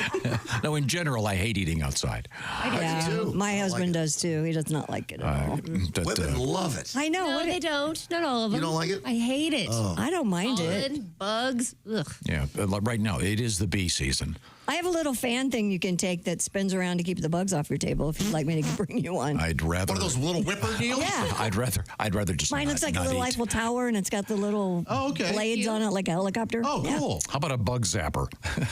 So they land. At least it's entertaining. I just bring frogs with me. Yeah, that works. I always have 6 frogs on the table. Coming up, it's going to be sexy time with Alli Breen. Right now, I want to tell you that Christy Lee is sitting with one glass in her eyeball. Wait a minute. No, with one. What? With, never mind. She's sitting at the Silac Insurance Company news desk. What is this all about? Well, it's about giving you peace of mind, because if you think about retirement down the road, you're probably not going to get that gold watch. You're probably not going to keep getting paid by the boss just because he liked your years of service. Not going to happen. Social Security probably not going to cut it if it even exists. So here's the thing to do. Check out something called an annuity. Who are the experts in annuities? Well, everyone knows that's the Silac Insurance Company. What is an annuity? Well, it's a way to keep getting paid. And to find out all the details, see if you qualify, see if any restrictions would apply to you by going to silacins.com. Wouldn't it be nice to have that check coming in every month? And Silac, by the way, to make it easy for you, they have a special video posted at bobandtom.com starring Chick McGee. It's award-winning, you know. Mm-hmm. Or just go to silacins.com to see what I'm talking about. The Silac Insurance Company. Get those payments on a regular basis. And maybe you're not ready to retire now, but it's a lot easier to go through life knowing when the time comes, you're going to be all set. So find out what I'm talking about. Look into what an annuity is. And check out the experts in annuities, Silac Insurance. Coming up, Sexy Time with Alli Breen. This is the Bob and Tom Show.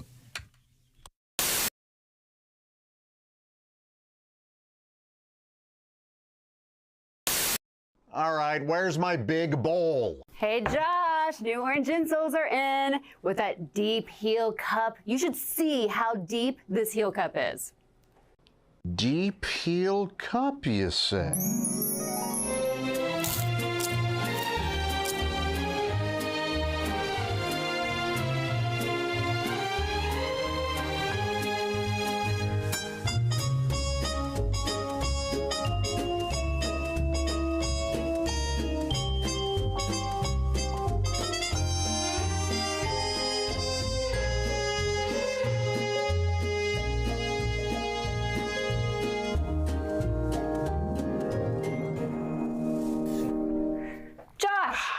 What are you doing?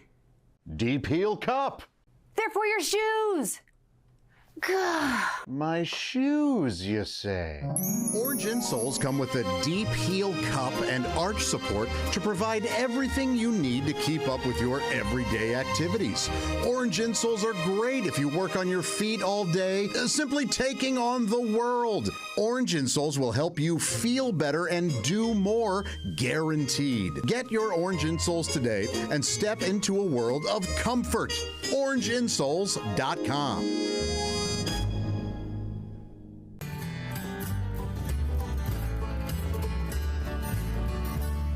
I met her at the cart corral, but I hardly ever see her now.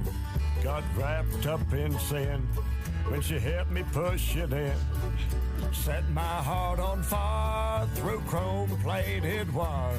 Right there at the cart corral. My cart was full of meat and that San Francisco treat. Chunky soup eats like a meal with a dash of squeaky wheel. Rogaine so I won't get bald. 4 bags of Epsom salt. 2 cartons of Pall Mall. And a copy of Walking Tall. That Buford parcel was something else. Yeah. Her cart was hunkered down with red bullet crown. Baby seat full of bread. Knock seen before her head. The whole parking lot could see just what she meant to me. 2 liter of Mountain Dew and some tomatoes for making stew.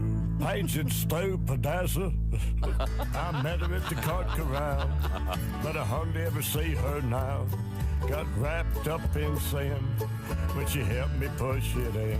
It's a parking lot oasis in all them empty spaces right there at the cart corral.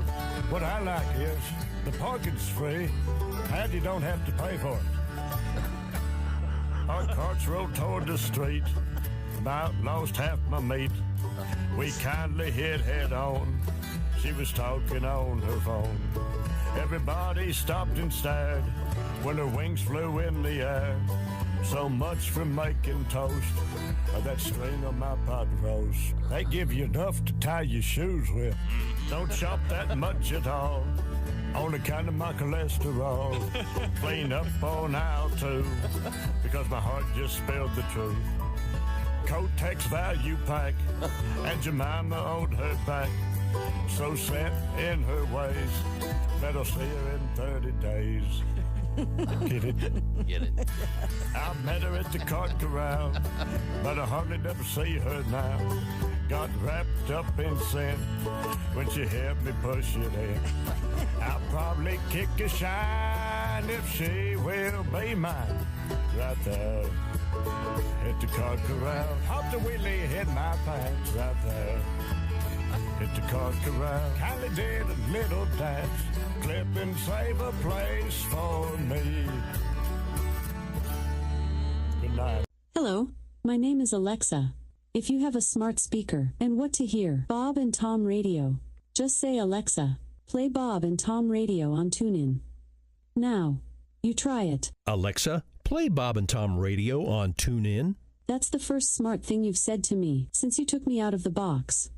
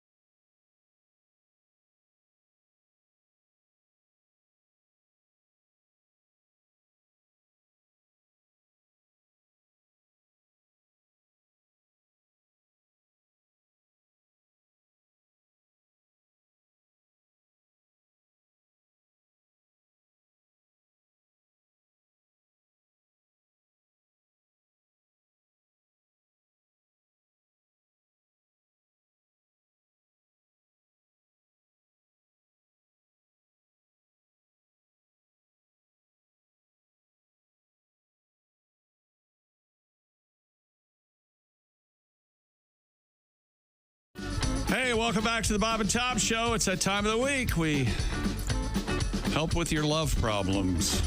Am I right, Tom? I don't know if help is the word. No, it's not help. We attempt to help. We most often make them worse. Yeah. Irritate. We pick at it. We're the scabs of love. We pick at. Don't you think? Yeah, in a way. We're trying to help. And when we do that, we check in with the lovely Alli Breen in New York City. Hi, there's Alli right now. Hi, how are you? Hi there. Oh my gosh. What? You guys, I got kitties and they won't leave these cords alone. Little kitty cat. Look at that little guy. My gosh, Oh my gosh, she's all caught. what a wise move this is. Awesome. Do you have more than one? Old crazy cat lady. There's 2 of them. The other one's probably going to pop up in a minute too. They're crazy. That's a good idea to get 2. It is. Yeah. So exactly. If I'm away for a weekend, I can actually leave them for 2 nights. Otherwise, I'll have a friend stay. That's great. What are their names? It's Hux and Welly. Oh. Hux and Welly? Yeah. It it's seems for, British. Welly's a booth, right? In England, I think. A Welly? It's Orwell and Huxley.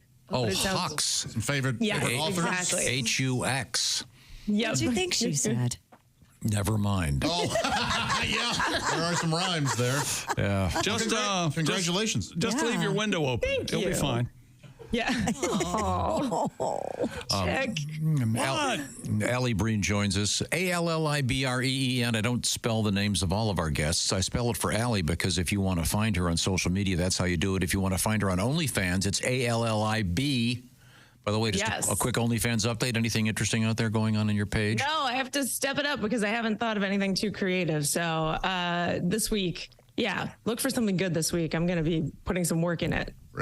Don't overdo it. Don't overthink it. Yeah, I know. Boobs and butt. That's it. Keep it simple. Yep. Show the kitty again. Oh, there you go. Exactly. Here's the other one. He's up here too. There we go. Oh, so cute. Well, that little These guy. guys are they're adorable. Oh, No, they really are. What a world we're living in. People are allowed to own cats. What the hell's going on? I see. Now, Allie, before we get to the letters, we had an interesting news story in which some so-called sexpert suggested that maybe being too adventurous in the bedroom could actually be harming one's sex life. And this particular doctor was saying to make a list and sit across from your partner and go through kind of a checklist of what you would and wouldn't like to do. Oh my God, nothing like making sex a chore. Yeah. That's insane. It's like a to-do list of kinky stuff. And she said that you're supposed to put the easy things first. So you don't start with something crazy.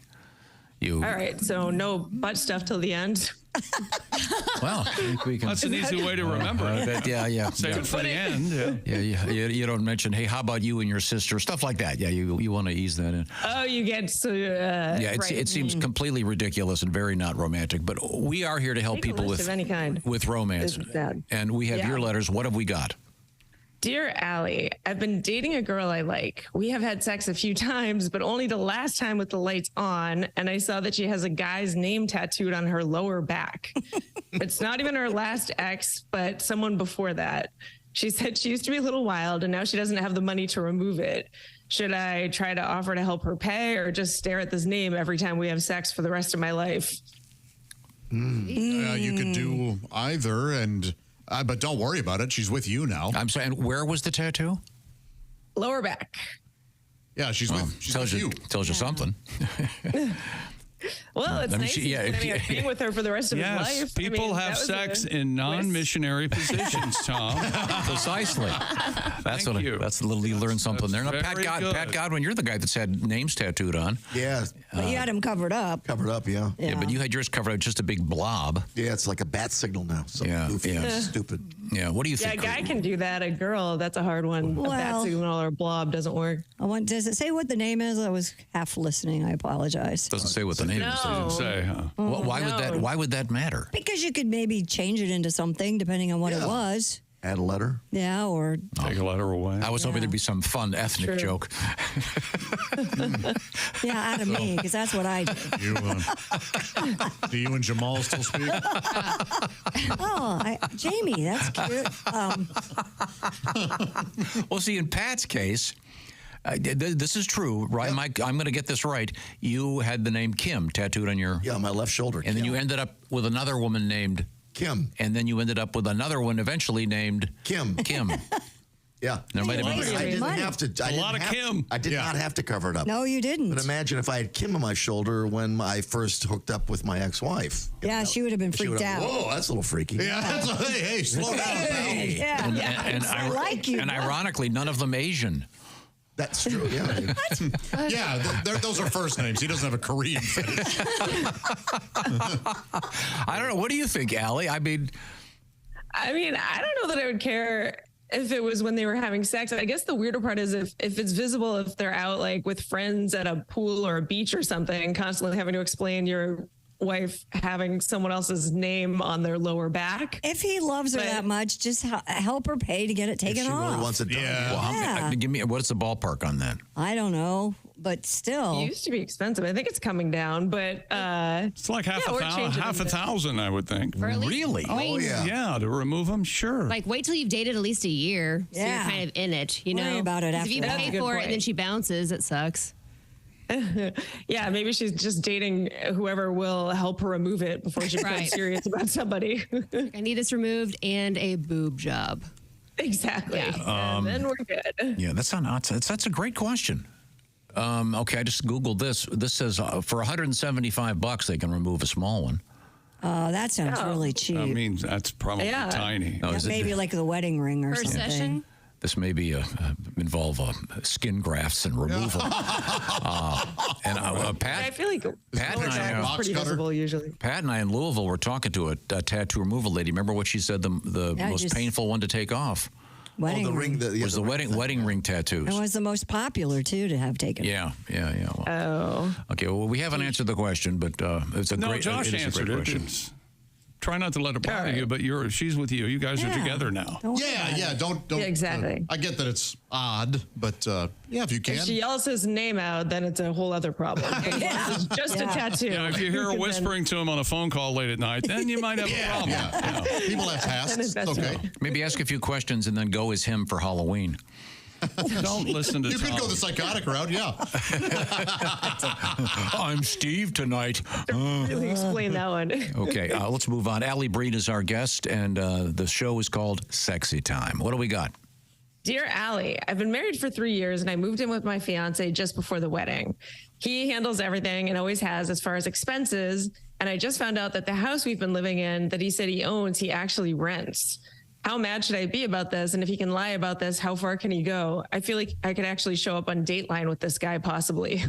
Oh, geez. God. Wait a And minute. you're engaged to him? Yeah. You think he's going to kill you? Am I hearing this correctly? That's what she's I saying. guess she's saying if he would lie about something so big, why wouldn't he go further? But that's a big jump. Well, this isn't as bad as the one you had before where the guy claimed he owned a house and it was his parents' house. Yeah, that one was And they were still amazing. living in it. I think this one's worse, actually. You do? Because he was just bringing like one night stands over to that one, I think. Yeah. This is like, he married this person on this lie. I don't like to do this. They are married? No, they're engaged. Okay. Are they engaged or married? No, it says I've been married for 3 years, but she moved in just before the wedding. Oh, okay. So he's been lying to his. For 3 years see, he's been lying about this. I'd like to know if he's actually been lying or if you. Yeah. I mean, is there a chance he just keeps referring to it as my house and I bought this house and I pay instead of you assuming? Yeah. He's not really trying to be nefarious. Maybe it's rent to own. Does he say I have a You should mortgage say that, payment? yeah. But for you to jump to, am I going to end up on Dateline? I know you're being silly, but man, and he's still paying for everything, right? Yeah. So what are you I mean, bitching that about? is the thing, exactly. Yeah, hey, come on. Right? Right, maybe she's planning on killing him if she's looking for an inheritance. Who started? Where did all this killing start? I don't care how it happens. I just want somebody dead. That's all. I just want the house. Me. I watch a lot of crime TV. Okay, well. yeah, I mean, ask him about it or something. What are you writing us for? Yeah. Yeah, we should start getting hostile. Right. Hey, who told you to ask us questions? We have no letters this week. Why? Alli Breen is our guest. Alli is Tom, and why are you writing us for? Alli is a fine stand-up comedian, and she's also the woman behind Sexy Time. You can find her on OnlyFans, ALLIB, and you'll find her on social media, ALLIBREEN. Of the Massachusetts Breens, is that correct? That is correct. Yeah. Yes. Okay. Good. How's you have a sister, right? I do. She's good. She just came and brought me the cats. She and my niece. Oh. So yeah, and we saw some shows. It was fun. Now, do you still have the condo in Kissimmee? They sold it. No, sold. It's gone. But I've been looking to get something else, so I will do that at some point. Hopefully this winter. And knowing you, it'll probably be either Paris or Tokyo. That would be nice. Every week, Alli calls us like, is she going to be home or is she going to be in some exotic port riding horses in California? Who knows? Love it. Let's get a place in Tahiti. Let's get to another letter. Dear Alli, I was on a date in a nice restaurant, and the guy who took me out found a hair in his food halfway through dinner, more towards the end. He was perfectly nice about it, and they were too. They comped the meal, but I'm 99% sure he put that there himself. No kidding. Josh. Should I confront him, give him another few shots, and see if he behaves strangely, or just ghost him right now? Give him another shot. He'll do it again. If he did it once, he'll do it again. If you're not sure. Yeah. Yeah, that's or really he'll find awful. something else. Exactly. If he did do it. Wait a minute, you're not sure he did that? You're just the lady. 99%. I wonder why she thinks he. I don't know. Yeah, did she see him do like a move or something? I don't know why. She doesn't say why she thinks that, but if I don't think you need to ghost him unless you already know that there are other reasons why you're not interested in him. Yeah. Well, don't even ghost him then. Just go, hey, I'm not interested. She already has the ick factor. He's not coming back. Oh, that's interesting. Yeah.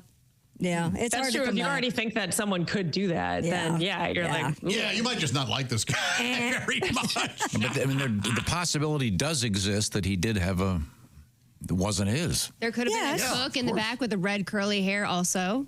Maybe. Yeah. But Yeah, if it's he would do it again. Yeah, if it's a red curly if it's a red curly hair and he's got red curly hair, leave. Yeah, odds are okay. All right. Once again, Alli Breen is our guest. It is sexy time. What else have we got? Dear Allie, my husband has a friend who just got divorced, and the ex-wife keeps asking my husband to do things for her now that her husband would have done. My husband's too nice to say no, so she's basically made him her own free personal handyman. When can I step in and say enough's enough? It's been 3 months. I don't know. For some reason, the 3 months struck me as funny because it doesn't seem that long. No. It's been 7 whole days. Yeah. She just lost her husband. Wait a minute. Right? Read the first sentence again, Hi, Allie. kitties. The kitties are playing My with the God, my camera. cat, sorry, keeps messing up my phone. Okay. Leave the window open. What did I say? What was the beginning again?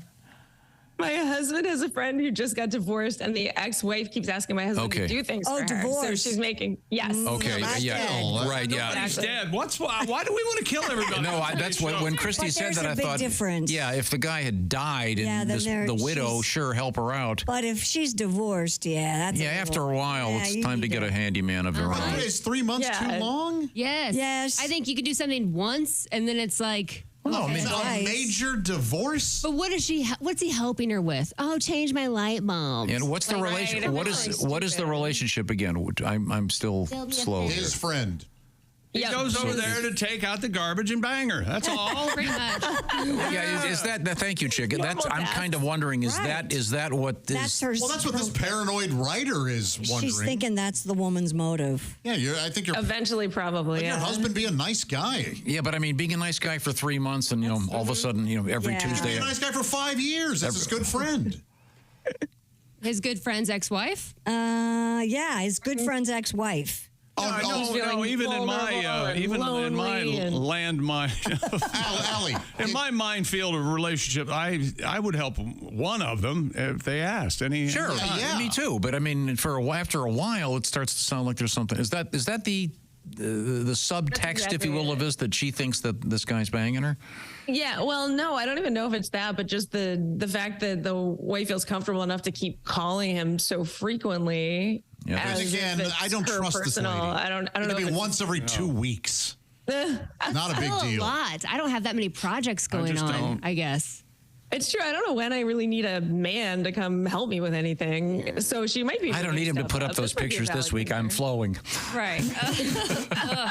This woman loves to be loved. She wants to be It is like a wanted. very kind of 60s idea. Like, I'm divorced. I need a big, strong man to come help me do some stuff. Yeah. Like, when does that really happen? Okay. The lady's lonely and heartbroken. What do you want? Yeah, she wants Well, to then bang her it's the friend's banging husband. I don't. You cynical jaded. You forgot childish. We squeeze in one more letter, Allie. Dear Allie, my best friend and her husband double date with me and my husband all the time. She just told me she's been having an affair and she asked if she can use me as an alibi. I was fine with it, but then she took me out to dinner to take a bunch of alibi pictures for her to use of us hanging out. Oh, this is elaborate. All right. She asked me not to tell my husband about this, but I don't know what to do. Should I? Feel This is going to end up on Dateline. Yeah. If she wants pictures, someone's getting killed. If she wants pictures, it's for the trial. Don't tell your husband. There's a happy medium here. Do not tell anybody about this, but tell her you will no longer be party to that. Yeah. Yeah, because that will get you in trouble with your husband. That's weird. Exactly. Like, don't bring you in it. Just end it and yeah. And leave it alone. Yes. Another no-win. Ugh. Okay. Yeah. Well, thanks, Allie. That's a tough situation. Again, Alli Breen is on OnlyFans, ALLIB, and Alli Breen can be found on social media platforms all over the place. ALLIBREEN with your love troubles. We'd love to help you. Are you working this weekend? Yes, I should be on Fox on Neil Cavuto on Thursday, actually. And then this weekend I'm at Eastville and then the comic strip and then Gotham. All right. Do you guys have anything to talk about on these news shows? I know, there's not much going on. Oh, man. Late news cycle. That's funny. Thanks, Allie. Thanks, guys. Always appreciated. Let me tell you about Simply Safe, the do-it-yourself, design-it-yourself home security system. You know, the problem with old school home security systems was Once someone's already inside your home, that's when they help. Well, Simply Safe Home Security is changing all that with their brand new Active Guard outdoor protection. It's the only home security designed to prevent crimes before they happen. With Active Guard, Simply Safe's 24/7 monitoring agents keep a close watch over your property and actually stop crimes before they happen. Cameras use advanced AI to tell the difference between friendly faces like family and neighbors and potential threats, alerting agents to suspicious individuals before they get close to your home. The agents can talk directly to the intruder, sound a loud siren, flashlights, even call the police. While other systems only react after a break-in, Simply Safe combines live monitoring and proactive protection both outside and inside your home. That's why I get peace of mind and trust Simply Safe to patrol my compound and keep all of my stuff safe every day. Protect your home with 50% off a new Simply Safe system plus a free indoor security camera. When you sign up for Fast Protect monitoring, just visit simplysafetom.com. That's simplysafetom.com. Remember, there's no safe like Simply Safe. Thank you very much, Chick McGee. I'll remind everybody that we had a winner in our Pigskin Picks competition. Eric Stewart from LaBelle, Missouri, won a $500 gift card from Steven Singer Jewelers. By the way, you could win one this week. All you got to do is go to bobandtom.com/contest and make your picks. This is the Bob and Tom Show.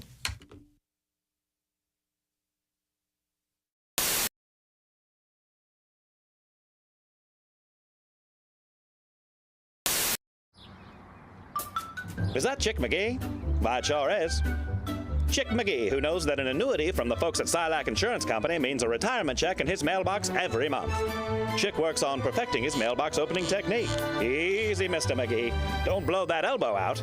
Chick isn't quite retired yet. He's just practicing for it. Because one day, Mailbox McGee will be taking his retirement the easy way. SILACINS.com. Silac Insurance Company. Hi, everybody. We're at the Indiana State Fair at the Dairy Bar, my favorite stop, my first stop here today because we had to get some delicious shakes. While I was waiting for Josh to get here, I noticed that I probably am skewing the median age. On an off day at the fair in the middle of the week, it's either 80 or 5. Yeah. Either way, there are a lot of strollers. And we're eating some milkshake. Christy got the chocolate. I got the vanilla. Should we do that thing where we do the flavor kiss, and get a mix? Oh, what do you mean? I thought you were going to do like we were married and do this. Oh yeah. I'm now going to sell this spoon on eBay to the creepiest listener because this was in Christy's mouth. That is so. Okay, so Josh, we're about to walk into the Midway at the Indiana State Fair, and I know we should probably ride a ride together. I want to ride the Crazy Mouse. I want to ride the log flume. No, I can't ride those. Why not? Are you afraid? Yeah. The only thing I like is the Ferris wheel. No, that's the only thing I'm terrified of. We're not riding the Ferris wheel. We gotta ride the Ferris wheel. You're never going to get me on that. Oh, yeah. Oh my gosh. I genuinely do not like this. Oh my God, you hear it? Fine. Oh, we're stopped. We are stopped. Look at this lovely view. We can see the Coliseum. Oh man. You can see the track where they, have some racing. And I'm sure. You can see the Midway. What a beautiful I can see Midway. downtown. You can see downtown. That's right.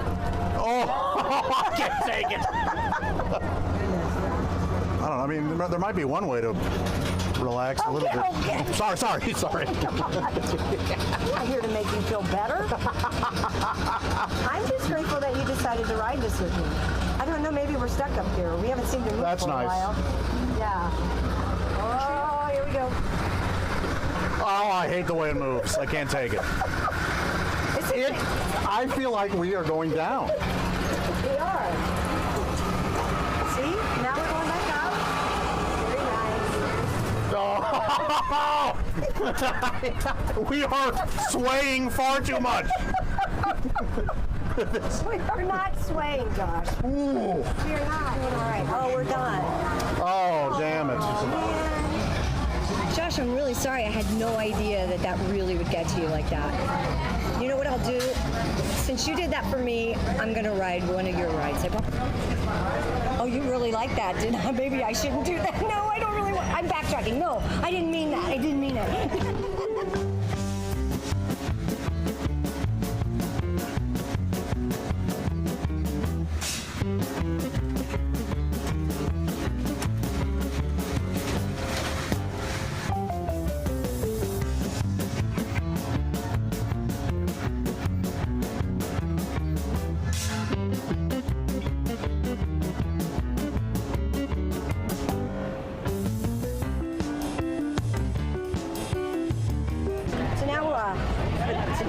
here before, Josh. We're on the shuttle. Yeah. This is the, powered by a tractor. If you're really into tractors and you've never been to the state fair, since I have to leave soon, you ought to go to Pioneer Village because there's a great John Deere exhibit. Okay.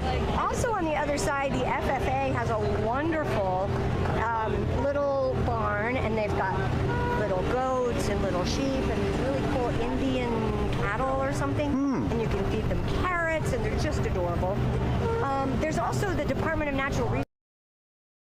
You can see some pretty interesting things. Oh, I'm going to see all of it. And don't forget, you've got all these wonderful food vendors that we haven't even hit on. I mean, what do we get? Pork chop? I'm not too worried about that. I think I'm going to stick with most of the We pretty much ate a lot. Yeah, I'm going to stick with the things I can see.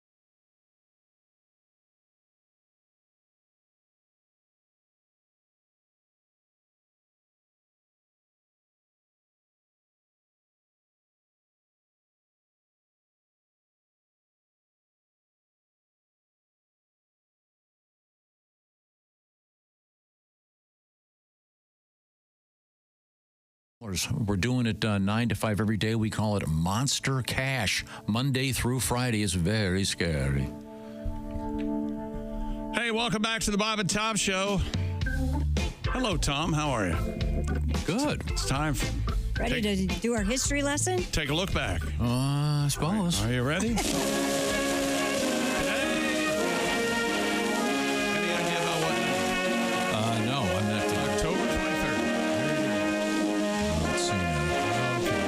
Take a look. Let's see. Oh, this is exciting. Happy birthday to, I'll do this to you, Christy. Estelle Getty. Estelle Getty. 1869. That was a good guess, I thought. She wasn't born in 1869. John Heisman. Of the Heisman Trophy fame? Nope, from the Heisman Trophy. Oh. You know what that's for? A football player. What football player? Wide receiver. No. Running back. Technically the most outstanding player in college football. Right. However, it most often goes to the quarterback. So running back, quarterback. Yeah. Born on this date in 1869, going way back. So he must have been a very good ball player. I think he was rich and endowed. Okay. Touchdown club. Happy birthday, Johnny Carson. Oh. Sadly died when he took the Slauson cut off his Slauson. When I was watching the IU-Nebraska game on Saturday, Johnny Carson does the voiceover for the University of Nebraska. Oh, that makes sense. Yeah, and it's really cool. That is cool. So I was there, and I thought, what? Is that Johnny? And yeah, it was him talking about Nebraska and how great it is. Wow. And both, Carson and Cavett, both from Nebraska, is that right? Yep. Born on this date in 1940, Pele. Oh, the soccer player? Yeah, of course. Number 10 of the New York Cosmos. Is what other athletes have the one name thing going? I mean, Beckham? Would you count that? No. Bend it like Beckham? No. A lot of people call him. Yeah, I mean that's certainly recognizable, but I don't think he just got. Yeah, I mean, a musical artist, you've got Pink, Cher. I think it's more often in soccer one name instead of football or baseball. Ronaldo. Yeah. There you go. Yeah, very good, Ice. Very good. Happy birthday, 1942, Michael Crichton. A fine author. Very good writer. Guy that wrote Jurassic Park. Mm-hmm. One of the few times I think it's safe to say the movies are better than the books. You want to disagree with me, Josh? A couple of his books are much better than the movies, but I haven't read Jurassic Park. My kids loved it. 1959, happy birthday, Weird Al Yankovic. Oh, he's coming. He's on he's on tour. They've already say that for the next year. They've already announced the tour. And by the way, Weird Al has a great band. He said the same band forever, and his live show is terrific. And you may not think it's going to be, but it's great. Let's see him on tour. That's awesome. Yeah. Happy birthday, Ryan Reynolds, the famous. What is he? chick. Is he a gin? Is the he's the gin guy? Does he have like aviation gin? Aviation. Yeah. Okay. Boy, I did not like Deadpool and Wolverine. I tried. I wanted to. It's like walking into the middle of a play. There's so much going on. You just, it was overwhelming. Now, this is a good one. 1933, who and his gang robbed the Central National Bank in Greencastle, Indiana, and took $75,000. 1933. Who was it? Dillinger? Got to be Dillinger. John Dillinger. His gang, the Crips, and Were they red or blue? Dillinger's Den is what they called him. And totally just made that up. There's a famous photograph of Dillinger. There's that whole rumor that Dillinger was extraordinarily well endowed, Arnold Palmer-esque, if you will, and they took to his put it in number off. contemporary terms. But there's a photograph, and it's not his male member that is sticking up like that. If you've ever seen the photograph, it's like he's covered in a sheet. Yeah. But What's sticking up then? I'm not sure, but it's not the authorities say. 1941, what movie did Walt Disney release? 41? 41. Cinderella. Snow White. I'll give you a hint. Flight is important. Dumbo? Dumbo. Boy, you thought... You go watch Dumbo and tell me you don't cry and get back to me. Oh, good Lord. Sweet. They have her chained up and she's reaching through the bars with her trunk. Yeah. Come on. Yeah, but she gets back at the guy when she flies over his car. Yeah, she sure does. Yeah. You think a crow can nail it. Yeah, he rused the day he bought a convertible. Yeah. That one scene where she tramples those 4 dwarfs to death. Well, there were 11. They were taunting her. Hi-ho, hi-ho. Yeah. They were dressed as mice. Isn't that the old Mary Tyler Moore? Is that right? Yeah. This is a tough one, but I'll give it to you anyway, Chick. I don't know. You'll probably get this, actually. They were down 30-7 at the end of the third quarter in the year 2000. They rallied to beat the Miami Dolphins 37-40 in overtime. It was known as the Monday Night Miracle. Once again, the year 2000. Who was ahead? 30-7. The Dolphins were ahead? Yeah. Dolphins were ahead. What year? 2000. Gosh, I don't know. The Bears? I don't know. Yeah, I would never have known this. The New York Jets. The Monday Night Miracle. And I believe the Dolphins There called had that. to be another Monday Night Miracle. That can't be the Monday This Night. was like a week 8. What was the big deal? Yeah, it was a fire the defensive coordinator night in Miami. There's unless it's the playoffs, like Music City Miracle or something like that, then you got something. I think there must have been a weak day in history for them to. Monday Night Miracle. Okay, this is a tough one. Let's see. I don't know who's going to get. The Chick will get this. So I'll ask you, Christine. Okay. What major invention was released in 2001 that is now obsolete, more or less, and no longer made? From one of the most famous companies in the world. Released in 2001. I have a guess. We all had them. Go ahead. I'm going to say iPod. iPod is correct. Oh. Remember with the click wheel? Sure. I never had one. This will hold 2,000 songs, man. I had an MP3 player, but I did not. I never had an iPod. You seem like a Zune guy. I was not a Zune. It was some. I lived in Korea when I got my first one, so I think it was a Samsung or something. Oh, you just went right down to the factory and got them as a yeah. They were just throwing them out the windows. And then here's something else that's kind of out of date now, to a degree. In 2015, Adele, and by the way, hasn't she changed the way she pronounces her name now? Adele. What's it supposed to be? It's supposed to be Adele. Adele. Oh, she got an accent. No. She's now saying it's Adele. In any event, in the Dale. She released "Hello." It became the first song with 1 million downloads in 1 week. Ah, great song. Didn't she release that through Starbucks? Am I making that up or something? That I don't know. It was one of the first places to get that song. I don't know, but do people download anything anymore? Is there any? Well, you don't really need Some to. people. Some people. I Yeah, guess. you do one stuff. Yeah, one at a time. Okay. The old days of downloading music. I downloaded it on vinyl. by the way, you can download Pat Godwin's albums and my album. That's absolutely it. That's correct. Sorry. Digital stores are all available. Some of our stuff too. I had no idea. This is the Bob and Tom Show.